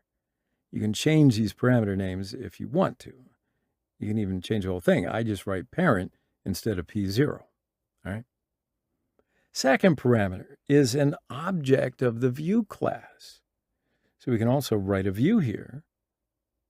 The most important parameter is the third parameter because this parameter gives the index number of the clicked item in the array. So using this index number, we can determine which item was clicked. So that's why I'm going to write position here. All right, so the ID of the item that was clicked in the last parameter, we can also write ID here. Now, let's print the name of the country that was clicked into the text view component. So I'll just write in here, result.text equals parent.getItemAtPosition. Inside the parentheses, I write position. Finally, I write dot to string. So what's this code going to do? It's going to take the text of the item in the selected position, and after that, I will assign this text to the text of the text view. Now, of course, you may notice there is a warning here, and that's because a parameter in an adapter view class can return null. So here we need to prevent my app from crashing in the case of returning null, and we can do this in two different ways. First is to put a double exclamation mark here. All right, so this statement guarantees that the parent object will never be null. Now, the second method is to create an if statement here. So if the parent is not equal to null, we should print the selected item in the text view component. All right? Yeah, now there's one more thing to do. Within the onCreate method, we must write spinner.onItemSelectedListener equals this, just below the line where we define the spinner.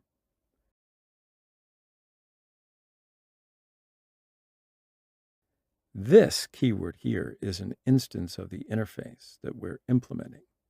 Follow? So in other words, when any item in the spinner is clicked, the operations that we described is just going to take place. All right, so let's run it and look at it again. So the application opens when I select Netherlands. In text view, you will see Netherlands. When I select Germany, it's going to write Germany in the text view. Yeah, so whichever item that I select from here, the name of the item is going to be written in the text view. All right, so that's what Spinner is like. So I think that's enough for this video. I'll see you in the next video.